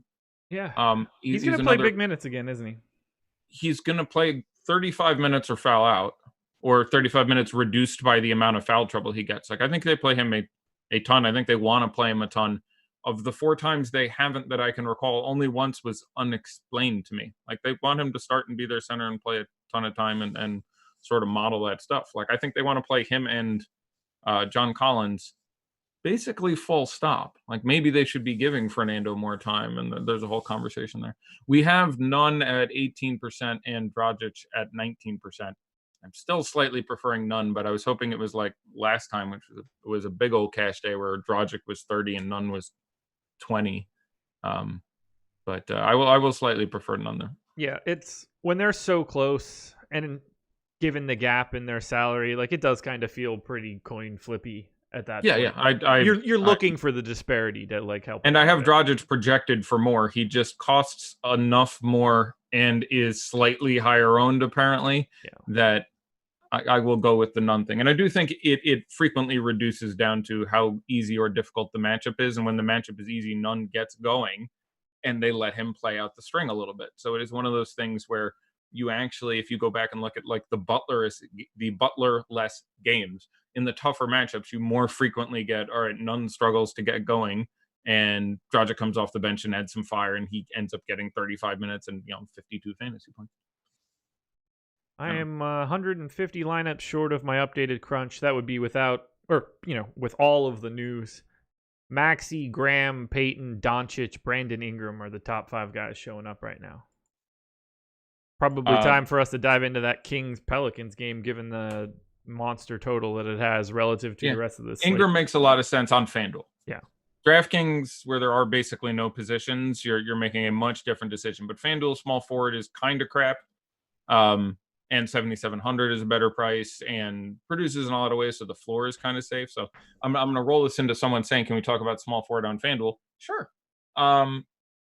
Ingram, probably my favorite. Harris priced more reasonably than on DK, and he is not going to be owned with Embiid back. People are going to sort of immediately dismiss price increased Harris, so I don't mind getting some there. Gallinari priced fairly well both sides. Hardaway with no DFS has already been getting monster minutes.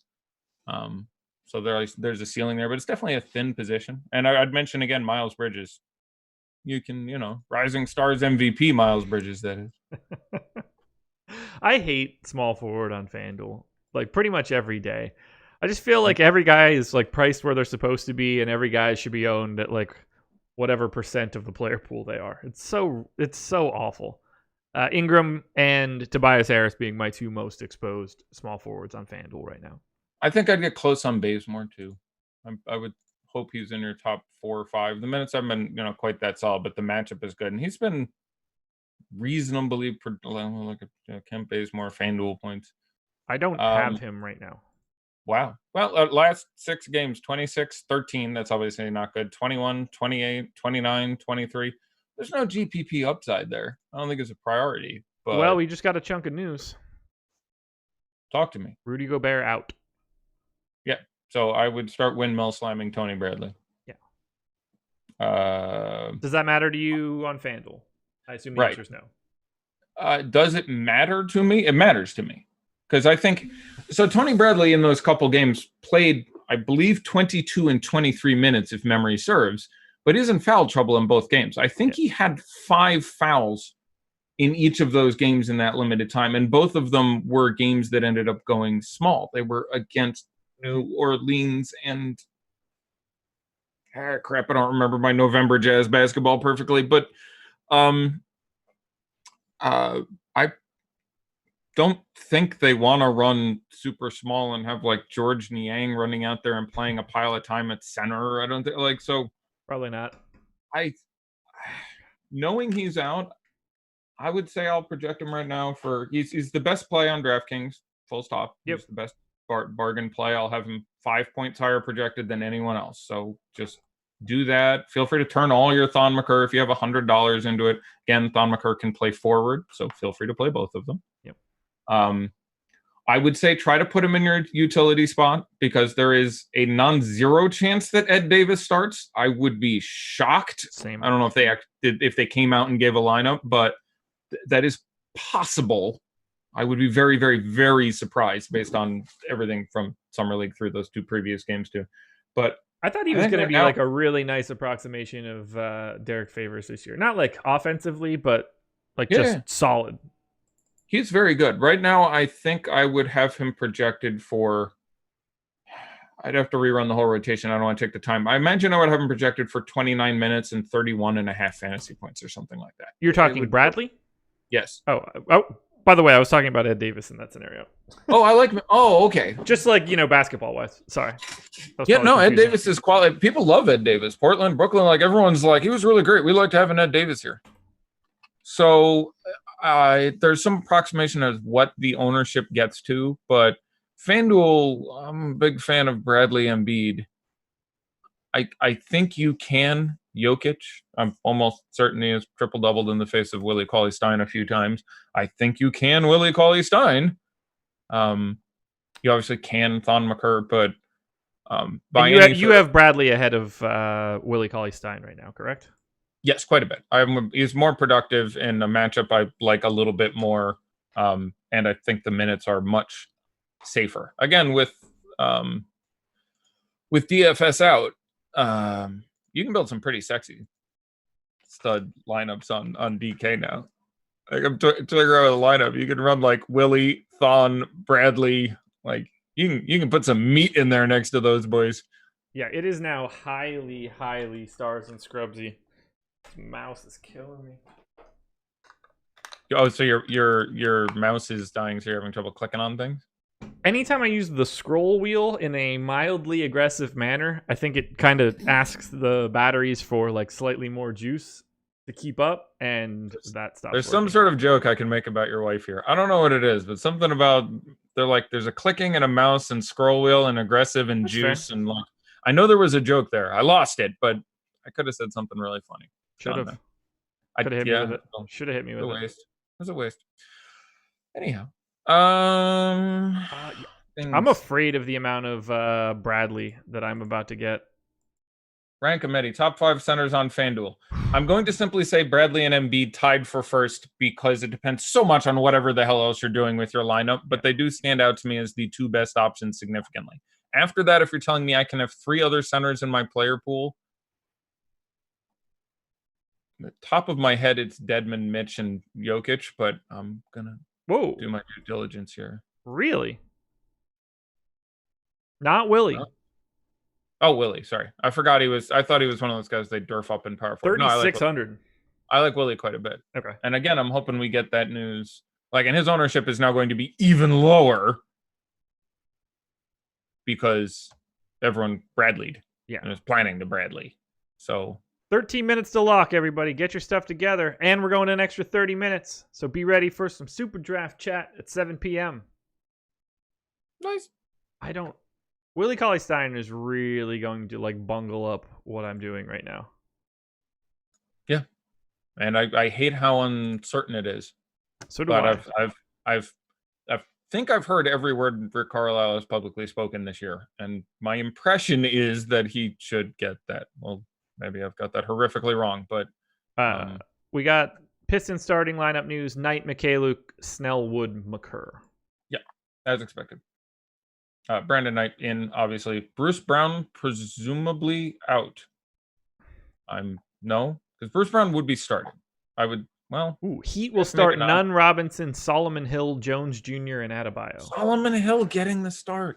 Okay, don't play Solomon Hill, but that's weird. Nunn, Robinson, Solomon Hill, who and who? Adebayo and Jones, I assume.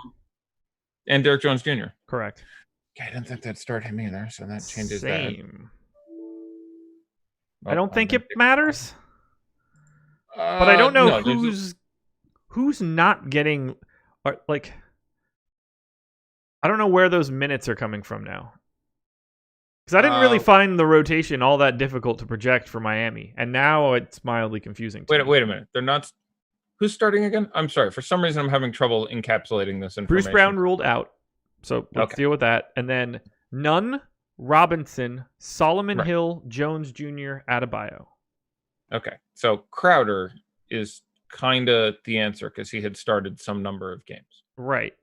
So I could have some concern for Crowder. He's returning from a concussion. So I got, nothing as far as the physical diagnosis there. But down for Crowder. Derek Jones Jr., reasonable to play at a sticky position. I think you can kind of sort of have fun and do that now. Doesn't change a ton there for me. Better for none, by the way. Better for everyone else starting. Yeah. Solomon Hill is not doing a goddamn thing on the offensive end of the court. No, he's not. Great Probably not great going to be all that defender. involved. Great defender. Pelicans literally gave him away and then had both their small forwards get injured, and it was the worst ever. Like when they were fighting for that 8th playoff seed the year before last.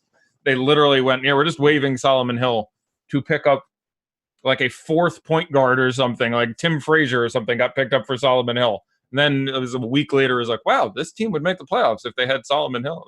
It was a sad, sad moment. Want to talk through the Pistons quickly with Bruce Brown out now? What stands out to you? Sure. Let's talk. I think Kyrie Thomas probably still sees some run now. Yeah, I think I would have him now at 12 or 14 minutes, but Same. not an appreciable amount.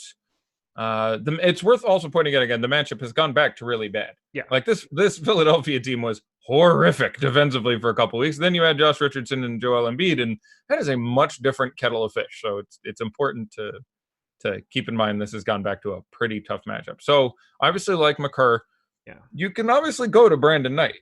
Like he's point guard only on DK. That's kind of tough. I don't think this degree of production stands up long term, but some of it does have to do with the fact that there is a massive usage vacuum on this team. Like you got Christian Wood and some guys who are randomly falling into some shots. So and that's about it. Right. So I don't think playing Brandon Knight is unreasonable at this point. Not a huge priority for me, but can certainly get there. Just taking enough shots. I would rather play Jordan McRae than Svi Mikhailiuk. Sort of the same thing as far as that Julius Randle conversation, where I just think it's a little more likely you bang. You okay there, man? I dropped my battery.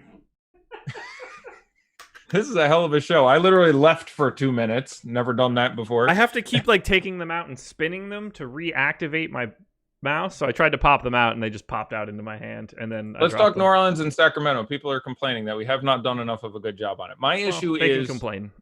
Yeah, that's fair. I like that is a fast game relative to other games tonight. People are overstating how fast that game is. They're like, man, we need to get some of that game. People are not that cheap, and 231 or whatever the hell the number is average for your average day. It's just today has a lot of slow ass games on it.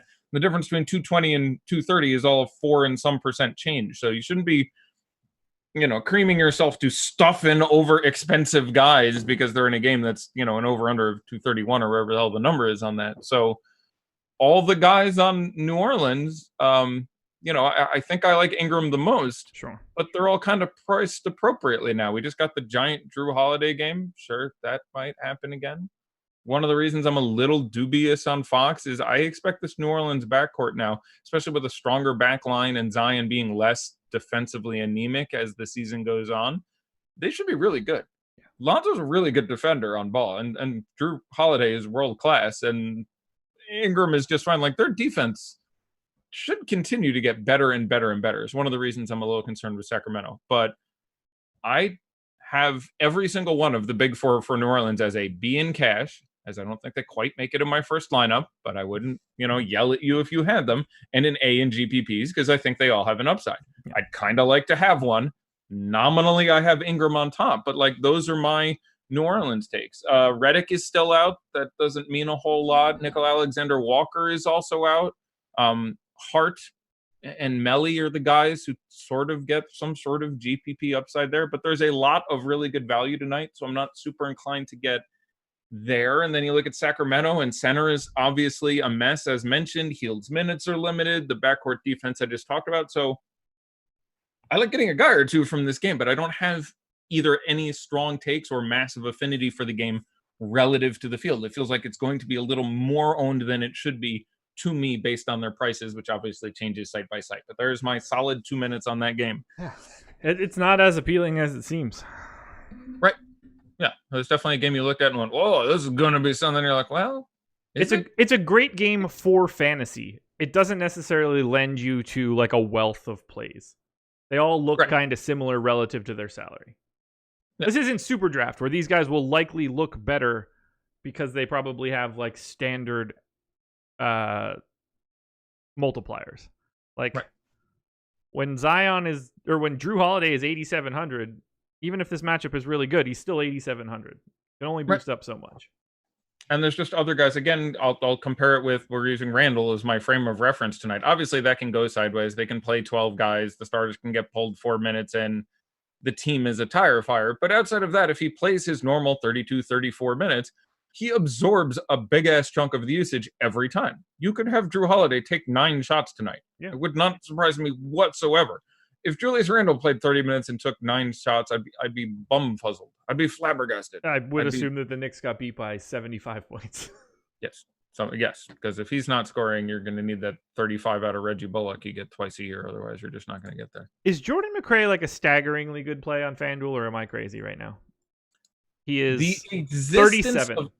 The existence of so many other well-priced players is the limitation. Like Tony Bradley is 38. Maxi Kleber is 44. Kendrick Nunn is 46. So he's a very strong play. It's just there are a ton of very strong plays that maybe feel a little more solid. Yeah. Like compare him to Kendrick Nunn at 46. Kendrick Nunn's matchup is better. The minutes are more secure. Like it's obviously, 46, you are spending $900 more dollars. Plus, I don't know. So do I think he's a good play? Yes, I think he's a good play. I think the field will end up somewhere around 20%. I don't think I'd want to go way above that. Okay. But I don't think I don't think it's crazy. 3,700 is 3,700. He's a guy who can bust off 40 because again, there's infinite usage to be. We're just talking about other guys on this team taking a ton of shots. Okay. I guess we never went back and summed it up. Who's your favorite play of the day? No, goddamn. By any sort of. All right, I'm gonna go look at ownership then again because that's how I've started contextualizing that question. So looking at DraftKings ownership, we have Kleber now up to 38%, so it can't be him. We have Luka second at 29%. That's largely a function of all the value being there, but we didn't really specifically say this. There is obviously an enormous ceiling for Luka, Suns, Kristaps. Yes. And Denver's defense is not anything to be worried about. No. McCurr 28 is right or too high. De'Aaron Fox would probably be my biggest fade of the day. We have Tony Bradley in there at 25%. Be a little cheap to pick him, so I'm not going to go there. I'm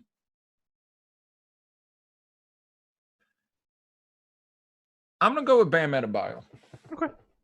I really like Bam Adebayo. I think he'll end up being the forgotten man, and I think you could get a triple-double out of him tonight.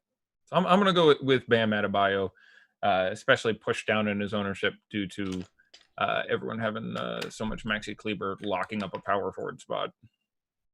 That works for me. It's hard not to like Bam today. Jimmy Butler out.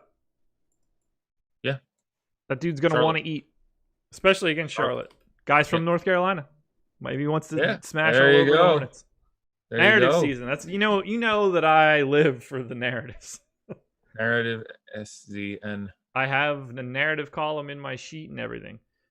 I don't think there's anything else that we are like wildly missing on. I find it very rare that I think that we need to talk about the Oklahoma City Thunder. I like SGA a ton on DraftKings. I have them ranked as double A's. That price has randomly fallen just a little bit too low. Like I'm a little more than Schroeder, who has been underpriced for quite some time now. I like Mike Conley quite a bit. Like the upside does seem a little dubious, but he hasn't put up a real stinker in a while. But 5,500 is just still too cheap. He profiles similarly to SGA, and so I imagine I'm finding a way to still have a little more Conley. I'm not shocked to get the occasional 40-point games out of him there. 2 minutes to go until lock, everybody. And Yeah, we didn't specifically say Cody Martin is starting at the 2. Yeah. That's, I think, pretty obvious, but I think you and I expected it, but we didn't actually say it. Cody Martin or Zvi for DK Cash? Cody Martin. Yeah. Yeah. Gotta be Who right. the hell said Luka is sitting out? No one who we wouldn't ban from chat if we saw that. It's pretty much all of the sex bots that are in there right now that are They're talking about going it. crazy. Yeah. Ah, wow. Oh, the sex bots are. I don't appreciate that, sex bots. No, not at all. Not in the slightest. A couple of them were talking about how great my mustache looks, though. So I'm team sex bots. Okay, yeah. I mean, that makes up for everything else. Yeah, I totally agree. Jay Crowder available to play. Oh, well, that's good to know. 30 seconds, guys. If you don't have your lineups in now, you are really cutting it close. But we're going to be talking Super Draft for 30 more minutes. They are about half full right now. 1386 in the contest as of right now. Looking to get about 2,800. So we got about 30 minutes to put people on some Super Draft. I am going to pull up the ownership on DraftKings first and foremost. Ah, yes, we have to. Let's do that because we are now locked. Only the one game. Only the one game. Right. Yeah, this one's an easy one. So it will be a brief game. We'll be in and out. I had my all-time best daddy like 2 or 3 days ago over the weekend. I had one with EMAC where I got 4 of the top 5 correct in order and had them all within 2% or something. I'm like, I think that's 38. He's like 37. I think that's 38.1. He's like 29. I was like, I kind of had it. It's been better this year. So, what is the entry fee for whatever the big contest is you're downloading? $15 on DraftKings tonight. So, all right, it's flipped over. I can get the export now. Okay, I shall sit back then. All righty. So into my soundproof booth here. All right. We've got one game. Yeah, Philly and Detroit. So let's take a peek at it. Okay. 3 guys north of 10%.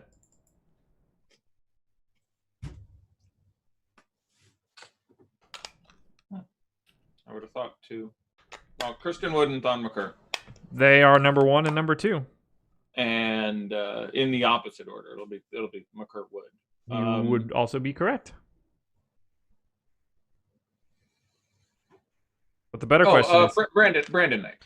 Brandon Knight gets there. 10.5%, just a hair north of Jordan McRae. Yeah, it's like it can't be 9. Josh Richardson. People won't spend up on Embiid at that DK price. I was like, can't get any one of the 76ers. I just keep forgetting about Brandon Knight, which is fine. What's the ownership on the Thon song? Thon at 29. Good job ownership projections. That's right on the nose. Christian Wood at 14. Also, good job ownership projections. That's right on the nose. That's Brandon Knight 10.5. Okay. All that feels fine. Jordan McRae at 9. Okay. Yeah. That's. What was his price on well DK? done, everyone. Sorry? What was McRae's price on DraftKings? It was more. He's 43 or something, I want to say. Let me get back to it. I want to say something like that.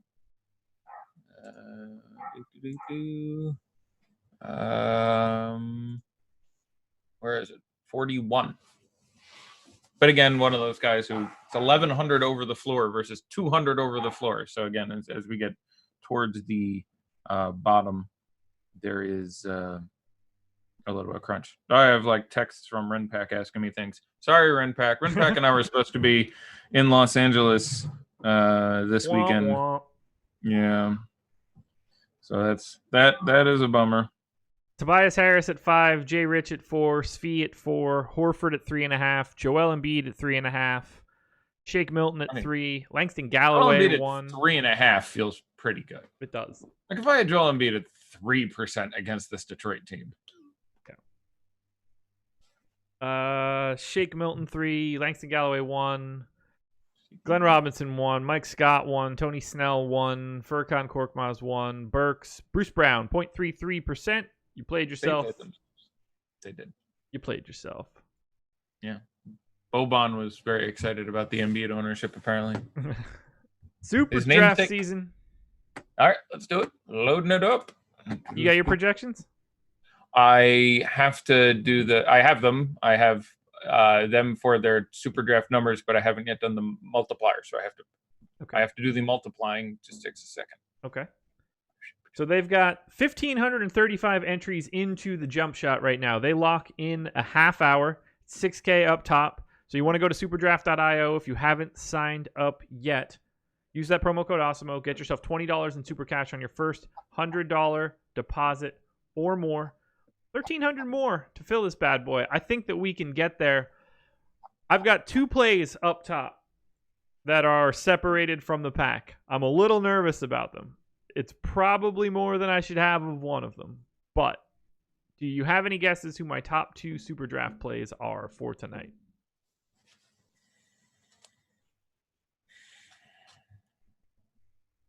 Tony Bradley? Yes. 2x multiplier. I am at number 4, but no, actually, never mind. I have him at number 2. I'll say Tony Bradley, and I'll go with Luka. Tony Bradley, Luka Doncic. Gets it. Yeah. By the way, super draft projections are free on the website, guys. Go to awesemo.com. Oh, yeah, so everyone can look at Alex's. They're there. You can just go look. Yeah. If you're looking to play, you can just Awesemo, play. Awesemo.com/NBA/DFS projections. I'm looking at it right now. Yeah, that's the spot to be. Yeah. Alex has Tony Bradley less than you and I. Okay. And I'm a little nervous about it. Again, the minutes were not so superlative in November of all time. So I mean, we are also talking about 4 months ago. So you made me a little nervous there, but Alex has him 6th overall. So yeah. Alex, when you said a bit lower, I thought he was going to be in like the 30s, and I was like, No, he's got him at 6th. I have him at number 1 actually, and Luka at number 2. You have him at either number 1 or number 2. So I have Luka by a 10th of a point. I have him by 0.6. I have him at modified 64.8 and Luka at 64.2. You have them both less, I have a feeling. 66.8, 66.7. Oh, okay. So you're actually above me today. That's interesting. Or as you like to say it, I'm below you. See how that worked? There you go. Well played, recall. Man. It's like half of humor. Yeah. I appreciate that. These sex bots are out of control. Yeah, they're pretty lit. Is this every YouTube? Like, I occasionally stream games and stuff, and I don't have hundreds of sex bots. Is it because we're so popular? It's because of what you and I look like. Is that it? Yeah. Facial recognition. How you doing? Yeah, that's. What's up, Elizabeth? What's up, Natalie? What's up, Salah? I can't repeat some of the names in your or the words in your username. But yes, I was about to say. That was because Salah is she wants something in live chat. She's DTF. Natalie, what up? Natalie. I see you. Erica, what up? Natalie, who is almost certainly a bot. Can you guys do something about these bots? We've got Inception bots now. We're through the looking glass. All right, so who is your number 3 super draft play for today? Bam Adebayo. Number 2 for the boss man, Bam Adebayo, coming in 11th for me. Wow. Okay. So we're even with Butler out. That's interesting. What do you have him for? I have him for modified 61. Ooh, 52.5. Wow. That's really low. Like that means your core project, because he's 1 1/4. So your base projection is 41 and change. I'm reverse mathing that right. You have him for like 41 DraftKings points or 42.1 DK points. Okay. Yeah. Well, I have him for closer to 47. So yeah, we're a little different there. Okay. Charlotte's stupid slowdown game makes me a little nervous. Yeah. But it's also Charlotte, who hasn't stopped anyone at center in forever, and no Butler. And very true. They played once. I'm kind of curious how it went. Let's look at Bam versus Charlotte this year. Yeah. Kind of curious. Let's see. Devonte Graham, my number 3, by the way. My number 6. 1.5x multiplier. First game, 34 minutes. Butler was obviously in. Everyone was in. Bam had 21, 13, and 5 with a block. So about my number. That's about 46, 47. Again, this is a ridiculously small sample. Oh, no. What happened? Rudy Gobert, questionable. What? I have a lot of Tony Nasty. Bradley on FanDuel. Sick nasty. Okay, all right. Now I have to know who. What? What? How? I'm curious where the bad reporting happened. You and me both. Update remains questionable. Okay. I'll look at the fantasy labs. What's interesting is we got out. Tony Bradley will start. Now that's weird because that means team is the only way you get that information. They're not assuming that. Like you could misinterpret Gobert is out. Some asshole beat reporter could tweet something that is wrong, could be picked up and retweeted. That's fine. But Tony Bradley will start almost definitely means someone from the Jazz said Tony Bradley will start. So Coach Snyder told the media that Gobert would not play on Wednesday earlier, but Jazz PR has since said that Snyder misunderstood the question and that Gobert remains questionable. That strikes me as a verbiage for the injury report technicality, and that I don't think that he's going to play. Yeah, I still think he's still missed shoot around, and like they've announced the other guy and everything. Yeah. That's really funny. Eric Walden said Quinn Snyder misunderstood him. Eric Walden's okay. How much ambiguity could have been in that question? Will Rudy suit up tonight? Like, I don't know how you say it in the... Will he wear a suit tonight? I don't know. Maybe after the game he likes to wear sweats. Like, I don't know how you misunderstood the what was going there. He's more of a double-breasted guy. What? I will say this, by the way. Tony Bradley, I have not looked. If you game log Tony Bradley, I almost guarantee you he's scoring an average of like 17 fantasy points a game in 15 minutes over the last 8 or 10 games or something. Like he's a very productive player. So you're not dead regardless. No, like, but it's really unappealing. Yeah, you're not excited about it, but I've closed everything and I have all the sites down. But if you look at Tony Bradley, I bet you I'm throwing a number there. He's averaging like 17 fantasy points in 15 minutes over the last dozen games or something. Like he plays something like that. I'm expecting Gobert to be out. I would do. Yeah. Last 6 games for Tony Bradley. 19, 16, 20, 21, 17, 23. In no more than 15 minutes, by the way. 12, 13, 14, 12, 15, and 15 minutes in those games. So also worth pointing out, he has had greater than a fantasy point per minute in 6 consecutive games. Just saying. So Super Draft's jump shot is at 1,687 people. Got about 1,200 spots to fill, $12 to get in. So you want to head over there now. Use the Super Draft promo code Awesemo so you can get $20 in super cash on your first $100 deposit. I'm going to hit you guys with a couple more of my top. I'll give out my top 10. Eddie, you give me your thoughts. Luka Doncic, Tony Bradley, Devonte Graham, De'Aaron Fox, Zion Williamson, Maxi Kleber, Brandon Ingram, Jamal Murray. That's 8. Donovan Mitchell, Julius Randle. Anything crazy there for you? Nope. I would have them in a slightly different order. I would have Randle a little higher. I think I had Mitchell a little higher. I had him about 6th. I see Alex has him at 4th. Yeah.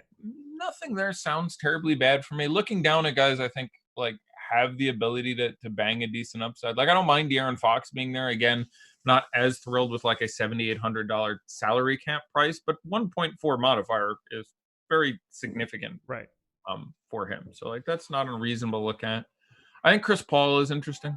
Yeah, Alex has him quite high. He comes in 14th for me, so it's not as if I find him outlandish. I have him 11th. Alex has him what appears to be 7th if I'm eyeballing that correctly. 1.35 is nice, and this Utah defense has already been bad. And spoiler alert, if Rudy Gobert isn't out there, that doesn't make it better. So, I like Shai Gilgeous-Alexander, but on Super Draft, top one for me there would be Chris Paul. Okay. Yeah, Alex basically has these guys in tiers. So Luka in a tier on his own at the top. Then Bam, De'Aaron Fox, and Mitchell in a tier. And then you start getting this like 53 to 55 range where everybody starts to get smushed together. Yeah, if Mitchell Robinson, that's a pretty high one out of the boss man. Not that I think it's crazy or anything. Yeah, I don't have him quite that high, but I wouldn't have any issue playing him at 1.55 anyway, because it's just a matchup where he can like just go crazy and end up giving if it's you, the day that he plays 30 minutes, you're doing right. backflips. And that day will happen. They have 16 games left in the season. 5 of them, Mitch Robinson will play 30 minutes or more at least. Like, he should be playing 30 minutes every night. I have no idea what they're doing with that damn rotation. But does he have the most volatile minutes in the league? Probably, depending on what math we use to look at this. I have a feeling it's going to be more like JJ Barea, who will give you 0, 0, 0, 0, 0, 0, 16, 0, 0. Like, it depends exactly how we quantified it. Of guys that are playing daily. Of people who play every day.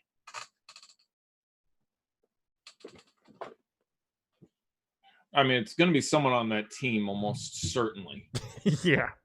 Like, it's going to be like, it might be Frank Ntilikina. I don't think it's quite as variable as him. I can't think of anybody else that it would be.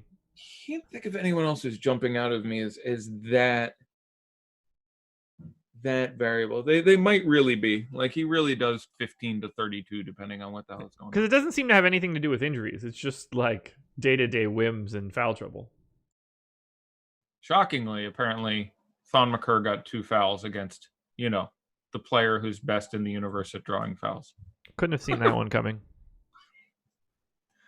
I still like Thon, but he's going to play, 30 minutes or until he fouls out. So 3,100 was 3,100, but wonder if he got any fantasy points before getting his 2 fouls. 15 minutes, well, just under 15 minutes to go here. The NBA 30K jump. He made a 3-pointer. He's at 1x. I'm sorry, go ahead. 900 spots remaining. They're at 1938. 2,875 is what we're looking for. So you want to get over there now if you can. Other than Tony Bradley, do you see anybody with a 2x multiplier that you would be interested in getting to? What a great question. I've got one that I think is worth a shot. I can sort mine that way.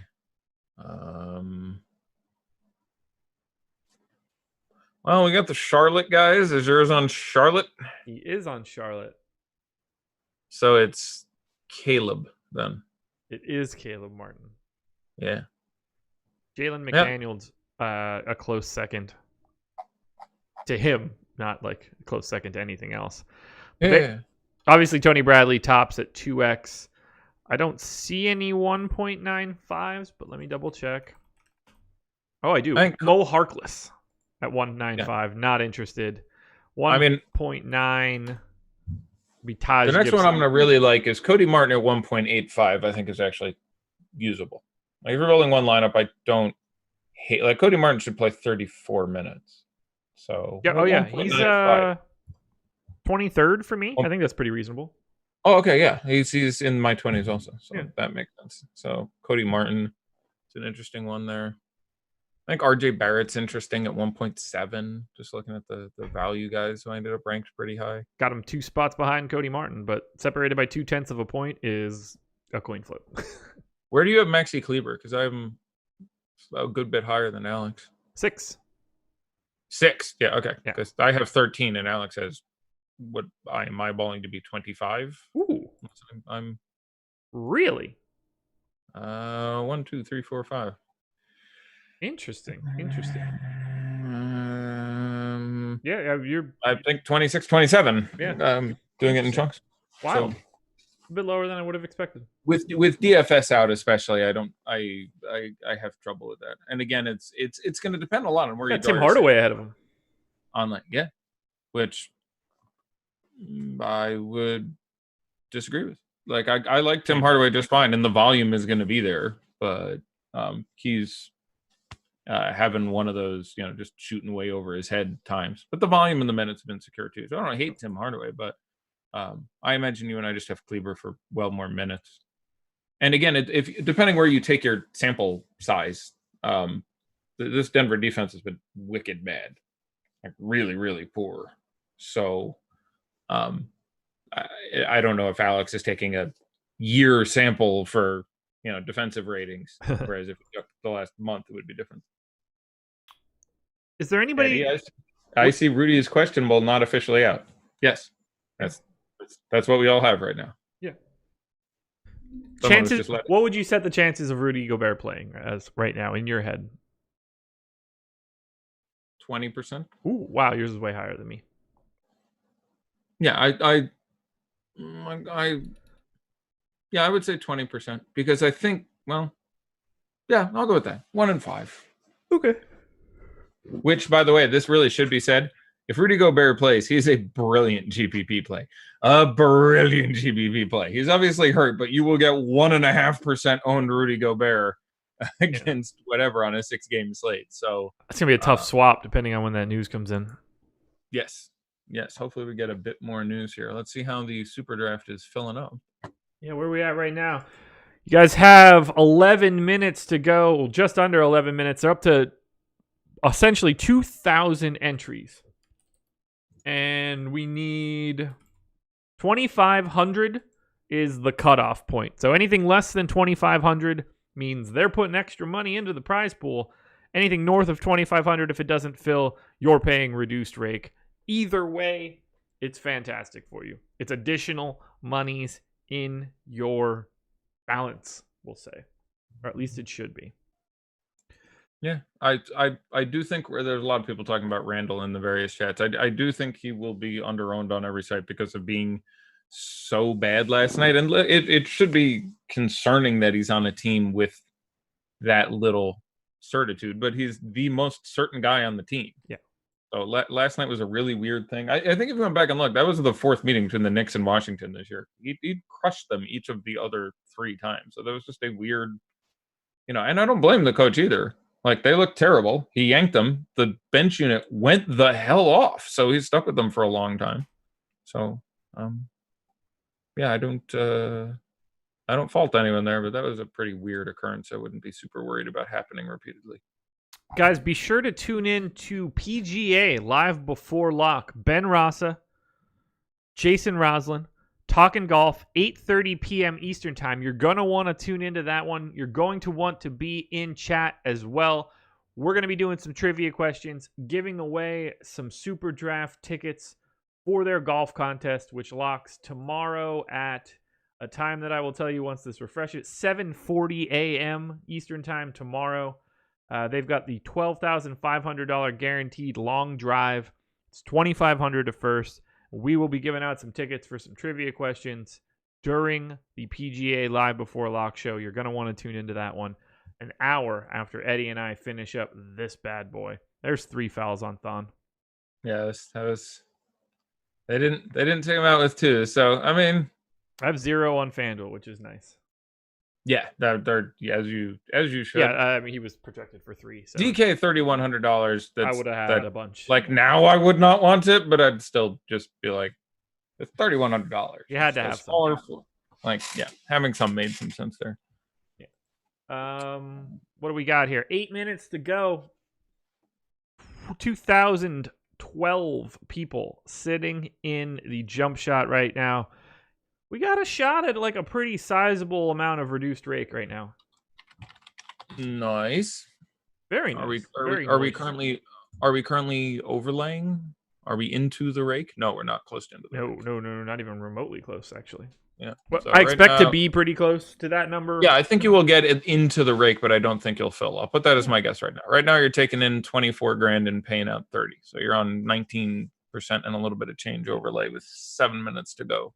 Yeah, 7 minutes to go, and we are looking at what is probably going to end up being the best or the most advantageous contest in the industry for today. Yeah, almost certainly. We can't stress that sure. enough, too. I mean, I know that we probably sound like broken records, and it probably sounds like some sort of sham when we say it, but it really is true. Any opportunity that you can get to reduce the rake is going to be a long-term benefit for you. Yeah. You don't see it immediately happening to you the same way that you don't see like a savings account with $100 in it just like leap to the top. It's just better to have a slightly higher interest rate. It's just better to have a slightly lower rake. Alrighty. Yeah, they're at 2039 right now. 6K to first, guys. And you can go sign up if you haven't yet. Awesemo.com is our site. Awesemo is the promo code. AWESEMO at superdraft.io. $20 in super cash on your first $100 or more deposit. Oh. Once again, I will give the lesson out that don't worry about if there's a starting lineup check mark on people's names on either FanDuel or DraftKings. Yep. They are not a source of information. Please ignore that in the future. Never pay attention to it. Yeah, they are pulling it from a stat provider. It is automatically whatever, and that is usually actually a guy there is actually ticking a box. Like, it just find it. What I do for a living. Use Twitter. There's a guy. Yeah. Use Twitter. Use the Twitter. Which isn't necessarily going to make you feel great, but don't be blaming those on other providers. I can't believe we're going to have empty arena games.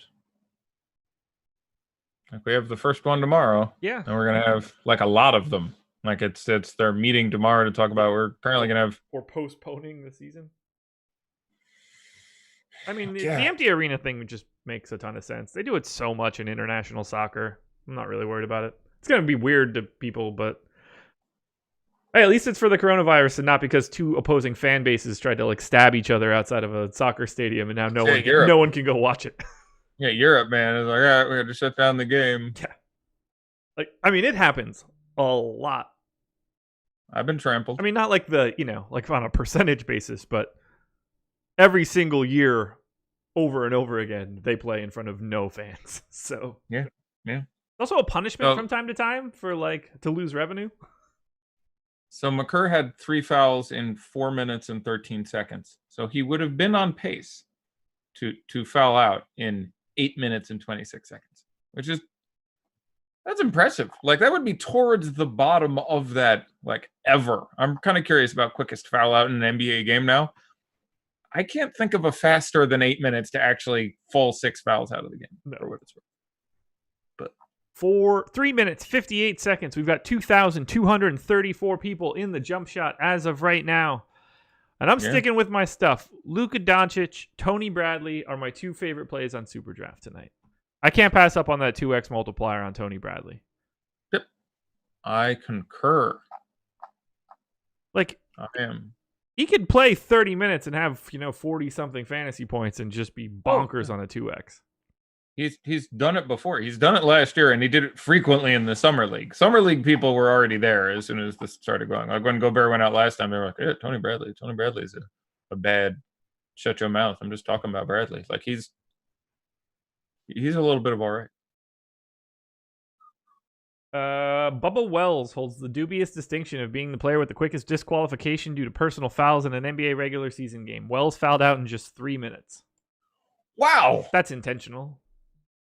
One would think there has to be something. I mean, that's literally almost every possession. I'm also curious. I can't recognize the name. I'll just admit. So I don't know when that was. I have no idea. Was there a shot clock? Because literally that could be like every possession otherwise. Just they had the ball 6 times. I've never heard that name before.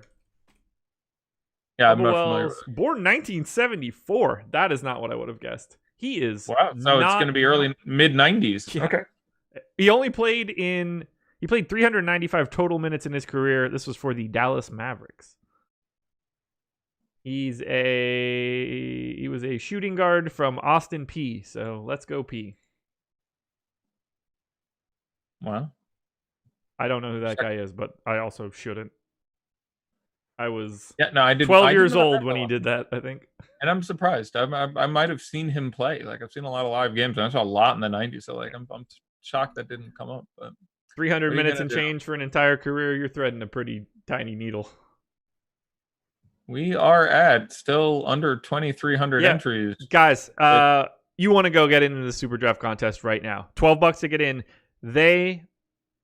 They're taking in 27 and paying out 30 now. So they're paying up a little extra. This is the best contest you can find in the entire industry.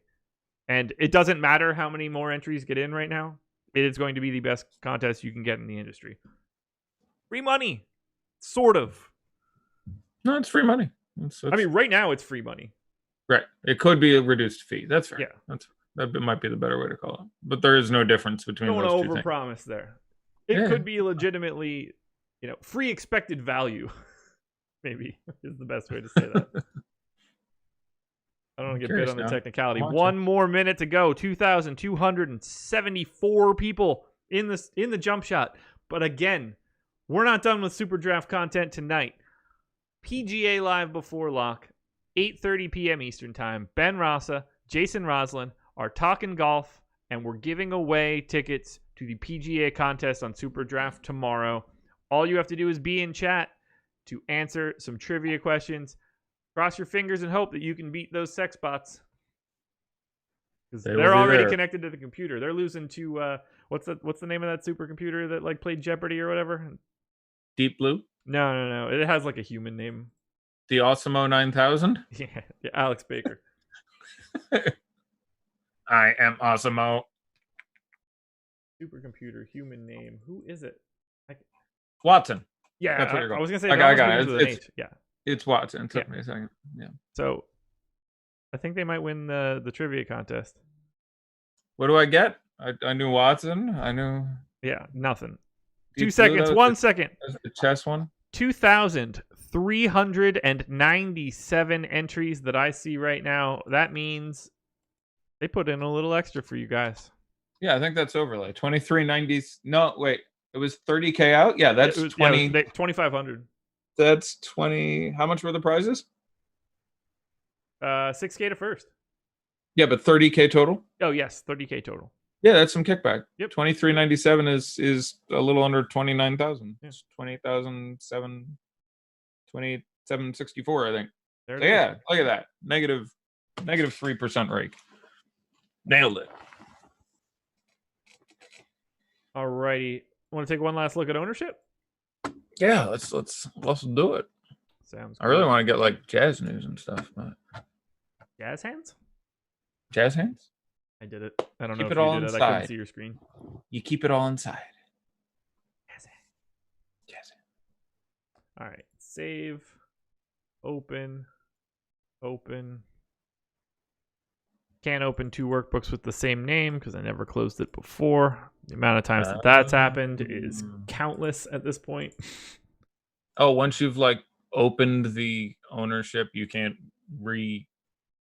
Yeah, it's they have the contest standings are the same CSV name. So if you leave the CSV open, yeah, I guess that makes sense. All right, I will kick back. I can't believe I'm getting a second dose of Daddy Like. There you go. It's exciting. That's fun for me.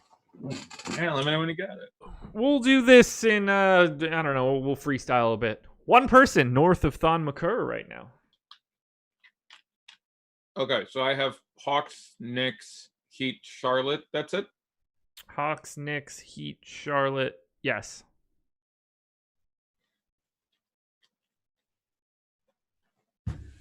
What was Thon at? 30, 29? 29.4. That's close. Should be a couple guys around there. I don't think Randle will get there. I don't think Nunn will get there. I don't think. Trey Young, 35% owned. Yeah, there were a lot of spend up options and more value showed up. That makes sense. You mentioned that was the only guy over Thon. Yes, you mentioned Randle and Nunn. They are 3rd and 4th overall, 26 and 23. Yeah, I'm waiting for the number that'll make you happy, which is Devonte Graham. Bam Adebayo, 22. Yeah. Devonte Graham, 22. More than I thought he would get to. That's not bad. Cody Martin, 16. All right, but I'm a little upset because I haven't heard Dragic yet. Dragic, 15. Nunn was 22, you said? 23. Well, that's not ideal. I still like him slightly more for his, production per dollar, but will be interesting. We will see how this goes. How much is where's John Collins at? Alfred Payton, 12. John Collins, 11. Yeah, I'd like both of those. We get into someone in this game has to be good. Where's Dedmon? 7. Yeah, 3% behind Bobby Portis. Yeah. Yeah. I think Portis fine, but tonight that's Not more than Dedmon. Like cheap value. But yeah, no, not even close. I wouldn't have him. I mean, a lot of people like, where's Frank Ntilikina? I'm sure he's randomly well owned higher than he should be. 4. Yeah, that is higher than he should be, but not as gross as I thought it would be. Jay Crowder 7. Not starting. That's interesting. Duncan Robinson 9, PJ Washington 8, RJ Barrett 8, Miles Bridges 7, Cam Reddish 7, Kevin Huerter 6. I like Cam Reddish too. Actually, I'd be fine with all those. Nothing else really all that interesting. Yeah, everything's a place for everything, and everything's in its place. Not that crazy. So none got over Dragic, so I guess people figured that one out. Yeah. That'll do it, everybody. Thank you for joining us. Please hit the like button. Come back, 8:30 p.m. Ben Ross and Jason Roslin talking PGA live before lock. Thank you very much to SuperDraft for being our presenting sponsor. Go to superdraft.io and use the promo code Awesemo and get yourself $20 in super cash. And use the promo code live before lock. One big word at awesemo.com/join. Get yourself 50% off your first week. Anything else, Eddie? No, man. Pleasure as always. I'll think I'm back with you next Wednesday again next. So I will see you then. I am back tomorrow with Actually, I'm not sure if I'm back tomorrow. I saw the schedule and it was a little different. So I might be on tomorrow. I'm definitely on Saturday and Sunday with EMAC. That's what I got. I have no idea, but I know It's not me. Best I can do. Yes, not you. Okay. There we go, guys. Thank you for joining us. One last time, hit that like button. Best of luck tonight.